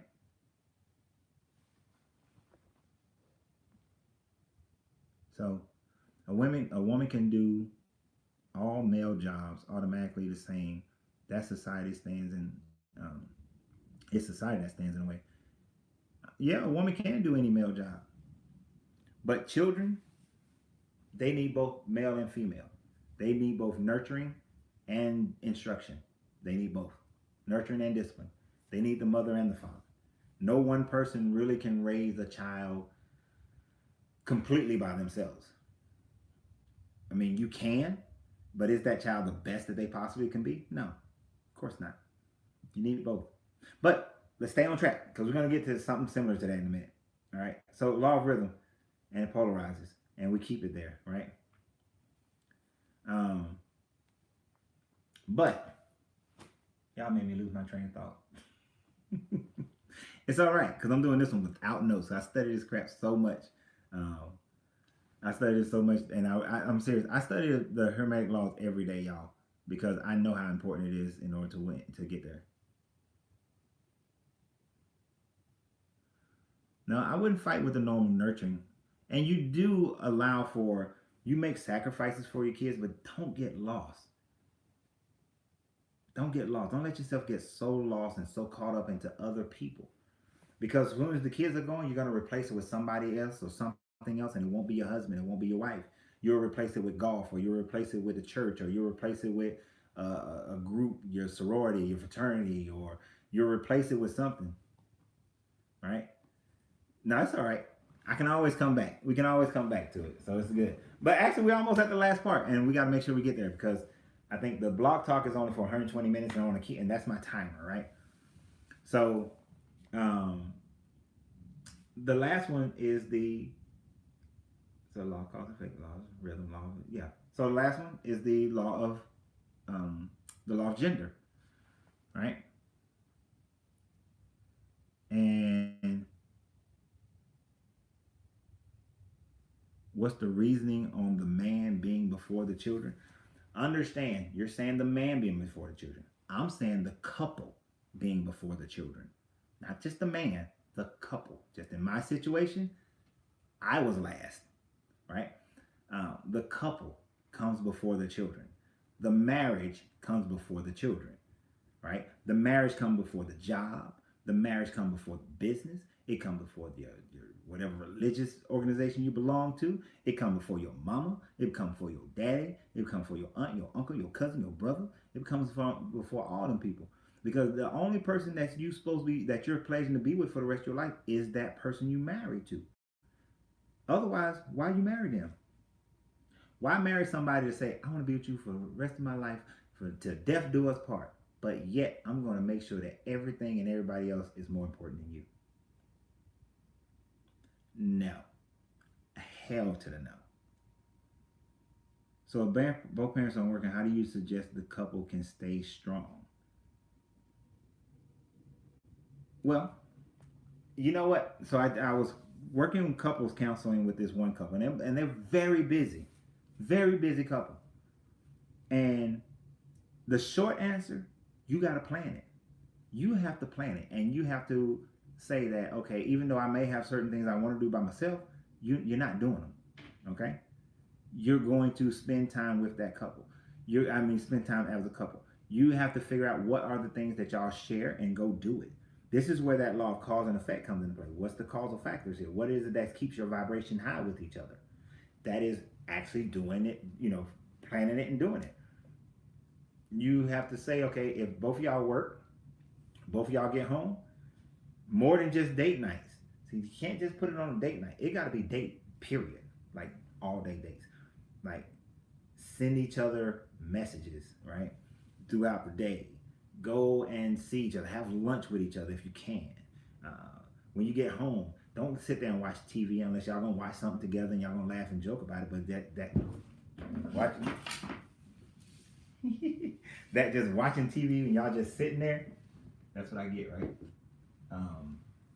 And y'all just sitting there ignoring each other. No, not that. None of that. Can't do that. Can't do it that way. Alright. I know this is okay, forget it. We're gonna do it later. But don't worry, don't do that. You gotta vibrate with the person. You gotta say, okay, babe, you know what, we come home, she cooking, you cleaning. but y'all talking the whole time. You know, you cooking, she cleaning, but y'all talking the whole time. You take a little break and do a little dance with each other. Go take a dance class. Whatever you gotta do, you just gotta make time and spend that time with each other. And y'all better not pick on me because I knocked that thing down, knock this mask down. Hermetic teaching of foundations. I'm speaking the truth on that. Not sure on the relationship type thing. I think he's missing the lesson from the couple from the childhood. I see it. Hey, I'm good with criticism. And God is supposed to be first. Yeah, right. I think that people get that twisted. They sure do. But the only God and Goddess that's first is the one inside. All right. You got to take care of you. You got to take care of you. You can't take care of you. You can't take care of them. Right. I'm talking about movie love. You know, and see, that's what we have to stop doing. Why does it have to be movie love? Why does it have to be book fantasy love? All right. You make it real. Make it real. I don't, there's no reason why it cannot be real. There's no reason why y'all can't be that couple that take walks after dinner. They can't be that couple that go and have picnics on the regular. Be that couple that goes out, you know, on a Wednesday night just because. You can't be that couple that have picnics in the living room. The only thing stopping you from doing it is you. To be honest, you're the only one that's stopping you from doing it. There's a couple that I talk about all the time. They were like that. They were too busy. She was working a corporate job. He's working a corporate job. He's a pastor at a church. She's on all the boards at the church. The kids into this sport and that sport because they had like boys and they into all this stuff. And then she had what's that thing called? She had starts with a P. It's like mental disease, bipolar. It doesn't start with a P. Yeah, bipolar. She had bipolar. Once they realized that from her mood swings, that was the catalyst to cause them to simplify their life. To simplify their life. She quit her job. She stayed home with the boys. They had to buy a smaller house so that they can afford it based on just his check. They simplified their lives. And that was 15, 16 years ago that they did that. And actually, I saw them recently, and they are just elated. And I watch them on Facebook. They have a wonderful relationship. They are more into each other now than they've ever been before. And their kids are grown now, so you know they're having a good time with each other, right? The only reason you don't have that relationship because you don't want to do the work. And it's got to be both of you. You both have to do the work, right? You both have to say that I am willing to work on this relationship every day. Every day. This wasn't supposed to be about relationship fully, but it's turned into it. But every day you have to do that. Right? If you're not willing to do it, that's why for me, if a woman is not willing and ready and has a desire to work, put the work in, I know it's not going to last. We're not going to be together because I'm willing to do the work. You know, I'll do the work. Whatever she needs to be happy, I'm willing to do it as long as it's not like I don't have to like lose myself and not keep my values. If I got to do something outside my values, then no. Or outside of myself that's just too far that I just hate what I'm doing, no. But yeah, what he's talking about is real. I've experienced it in a very short period of time. It was wonderful, and he got scared. It will happen again because it's the vibration. Exactly, that's right, Ray. You're absolutely right. But you do it. You just have to be willing to do the work. Plain and simple. Plain and simple. But that brings it to the law of gender. The law of gender says that it takes male, to create anything, to birth anything, it takes male and female. Now, of course, on the base level of our consciousness, we take that into man and woman, right? Man and woman. But in order to have a child, in order to birth a child, you have to have male seed and a woman's egg and the womb in order for that to happen. You have to have and most of the instructions for creating the baby is in the seed of the male. So male energy carries instructions. Female energy carries the nurturing and the production of that energy. So on the higher conscious level of the spiritual or the plant level, whatever level you want to talk about, it takes male and female energy. When you build a business, you have to do it with instruction, but you have to have a love, a nurturing kind of idea when it comes to building a business. It's not just all mental. Take TiVo. TiVo came out with a brilliant brilliant product, right? TiVo had a brilliant product, but it was all intellectual. The marketing of it was all intellectual. The marketing had no emotional appeal to it, no nurturing appeal to it. It didn't give the people the emotional reaction. It didn't create the emotional reaction they was looking for, and so it failed. TiVo to this day has never made any money, but yet we all used to say, "I'm going to TiVo that when I got that being TiVoed," right? But the thing about it, I was TiVoing things on my Comcast DVR. I wasn't using the TiVo box, but I would say I got a TiVo that. Yeah, as some of you guys know, I have my gourmet popcorn company, but I also drive Lyft because I want to open up another store, right? So I'm, making that extra cash so I can open up another store. People will get in the car and they'll be like, "Oh yeah, I'm Ubering." They use Uber as a verb, right? Uber has established themselves in that market, but I've heard so many people say that the Uber drivers are rude and all this kind of thing. So they're missing some nurturing, some love. It takes male and female energy to create everything. This is why I say that you need to have a mother and a father, right? That every child really needs to have a mother and a father. And then you need some aunts and uncles, and you need some cousins that are both genders. You need that child to experience the entire village, which is it comprises male and female across the board. We have to have that interaction. My daughters know what kind of man to look for based on them having me as a father, but also having their grandfather Sam, having their grandpa Harold, their grandma Mary, their grandma Fanny, their aunts, their uncles, but they also have their mother. And so they look at how they should be as a woman based on all these criteria and people they have in their environment, but also what kind of man should be in their life based on all these people they have in their environment. And of course, me and their mom being the bigger influences of that. But we also look to nurture their own male and female energy that they both have inside themselves, right? I'm sorry, Facebook. Y'all been over here talking. I ain't said nothing. Facebook don't scroll like it should.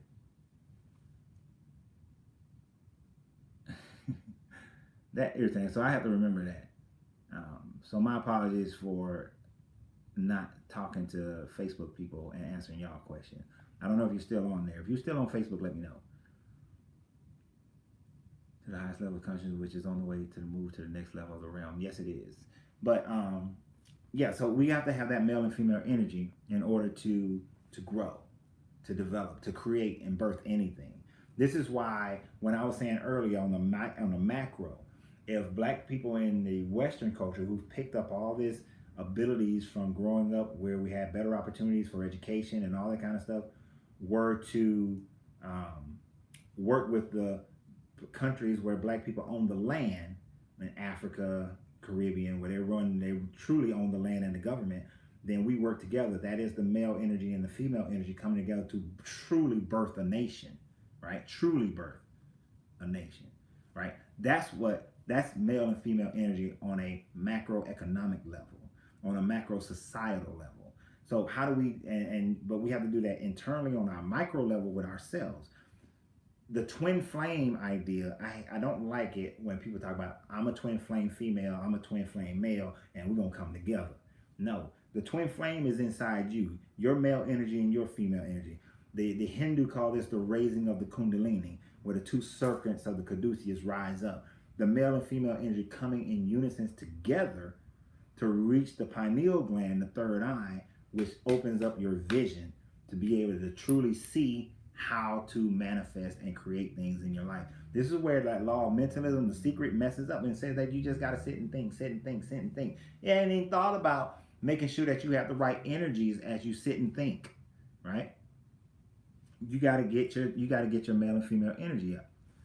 So when we start to put all of that together, what is Letitia said? So what's the topic exactly? We were talking about the 7 hermetic laws, the true law of abundance, the law of attraction, how to truly create and manifest things in your life, and all the work and everything that it takes in order for it to happen. So that's how that happened. The yin and yang, the ligam and the yang, exactly. That's all male and female. All male and female. Here's an example of how that's been taught throughout history, right? In religions, in creation, there was always a male and a female. There was always Pita and Nut, right? In order to create. There was Anu and Titi to create. There was always the male and female, in order to make everything, to create everything. In the original tradition of Yahweh, El had a wife, Esherah, right? Asherah. 90 seconds. Okay, we got 20 seconds on. So Blog Talk Radio, you're going to be done in 20 seconds. I appreciate everybody for checking that out now. Please continue to follow me on the Blog Talk Radio. So appreciate you guys. We're going to continue for a few minutes here on YouTube and Facebook. But they had male and female to create, right? So El, the Hebrew Bible guy, originally had a wife, and him and that wife created, and all the angels were the children of that wife, right? 60 seconds. And they grew out of that. But all these ancient religions always had a male and female. The waters above the waters were the fresh water and the salt water that were commingled together and then separated and then birthed out land. Birthed out the firmament. So it's been a thought process throughout history, just told in different ways. Yeah, Isis and Osiris. Exactly.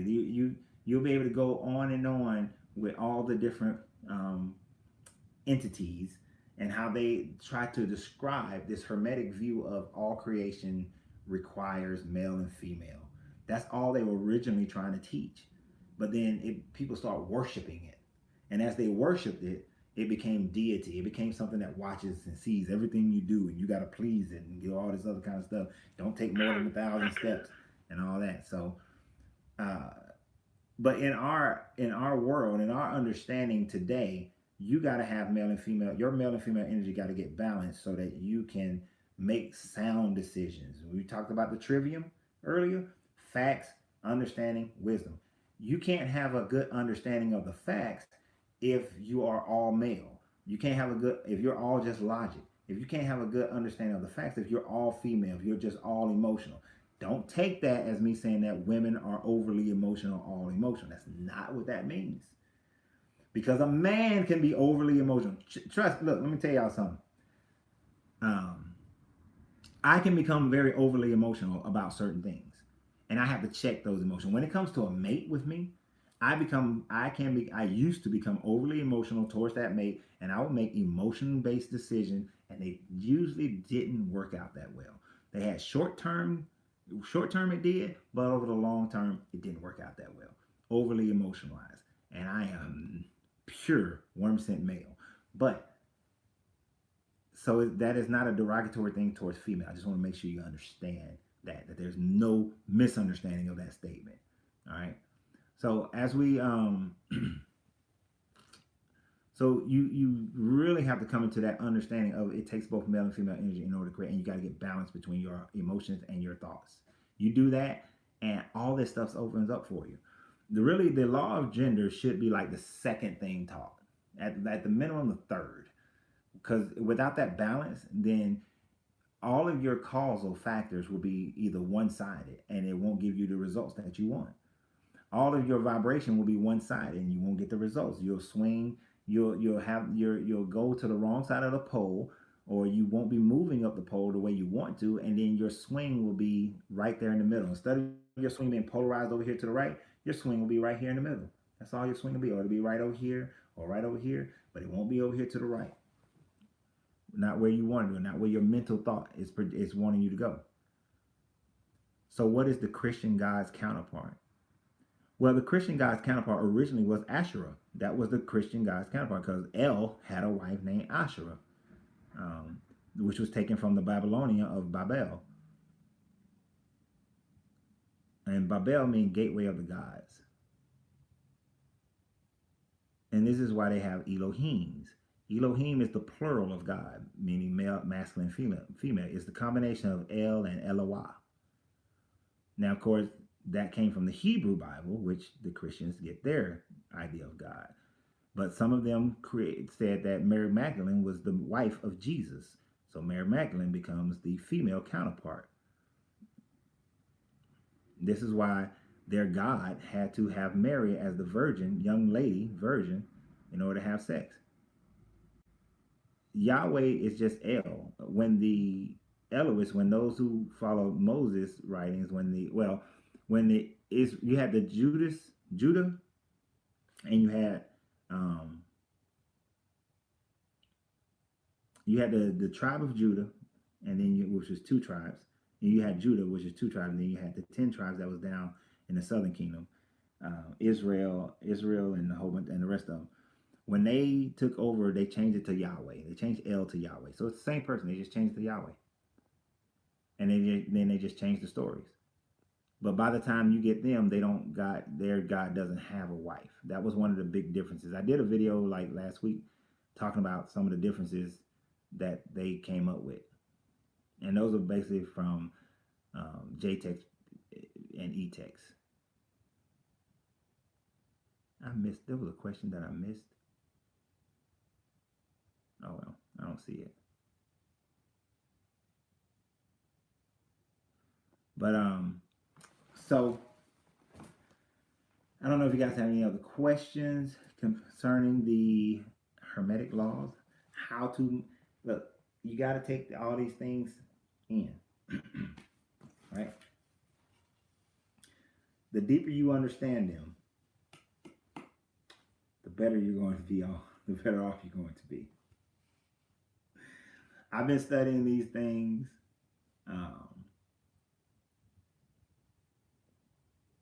So Yahweh was an incel. Incel? I don't know what that means. I've been studying these things for 20 plus years, right? I was first introduced to the Hermetics. I think I was about 20, I was 19, 20 years old. Yeah, I was 20 years old when I was first introduced to the Hermetics. When I for that person who's told me I need to go to Israel, for when I was in Israel, is when I was first introduced to the Hermetics, right? And then when I went to Egypt, I was introduced to them even more so. And then when I met certain people that invited me into a whole nother circle of people, I learned even more about the Hermetics. I've been to the mystery schools of Akhenaten, not like literally, like been to like the sites. I mean, I say I've been to the school, been to the sites where they talked about the mystery schools of Akhenaten. I've met people who I've had conversation with who probably are part of what we would call secret societies. It's just they're not so secret because they're right in your face, right in your face. But I met people who they talk on a different, whole nother level of understanding, and this hermetic thing has always come up, no matter who I'm talking to from whatever group. When I met those who were deep into Kabbalah, the hermetics came up. Deep into chakras, the hermetics came up. Deep into Tantra, the hermetics came up. Deep into Islam, I mean, you gotta understand, there are all the churches, all the religions, they teach a lesson for the masses, then they teach something different for the higher ups. I've met some of the people I don't know how high up they are. I'm sure there are people higher than them. I'm not saying I've met the top, but I met them that are higher than the regular person, and they always come back to the hermetics. Always. Business people, they always come back to the hermetics. They always do. We talk about the book, The Richest Man in Babylon. I've done several videos on that one. We'll probably do another whole series on The Richest Man in Babylon. But it always comes back. Every view of The Richest Man in Babylon has a hermetic view to it. All of them do. So I want you guys to pick up the book, The Kabbalion, and really study this stuff deep, right? Really study it deep so that you come into a deeper understanding of this stuff. Take notes, underline stuff, write short informational things, essay to get your mind so that make sure that you have an understanding of it. Just really get deep into the hermetics. And I'll tell you, the more you do, the better your life will be and the more success you'll have in every aspect of your life. So we're going to go ahead and start closing this out. The donation of $5, I appreciate the donation today. That was I don't know why that just made me feel some kind of way. It's kind of like, okay, I know you guys appreciate me, but that's like, I guess that's where the term "put your money where your mouth is" comes from. But it's like a whole nother level of trust and responsibility that I take when you do that, and I appreciate I appreciate that. Now, I realize that in order for me to truly change the society, because black people, what we call the melanin, heavily melanated, we are still in an oppressed state. And as long as we are financially and educationally and politically in this depressed state, oppressed state, and I mean both depressed and oppressed state, we're not going to come out of it. I tried to go to the different churches and mosques in my city and show them a program to help change that, because they were already there, and I didn't want to be responsible for the spirituality of the people. So at the time, I wanted them to do it. I looked at it how like other groups go and they have their crown ministries and things like that. So I was like, let me do it something similar to that. But the way I want to do this, it just doesn't work. So guess what? I'm gonna have to do it myself.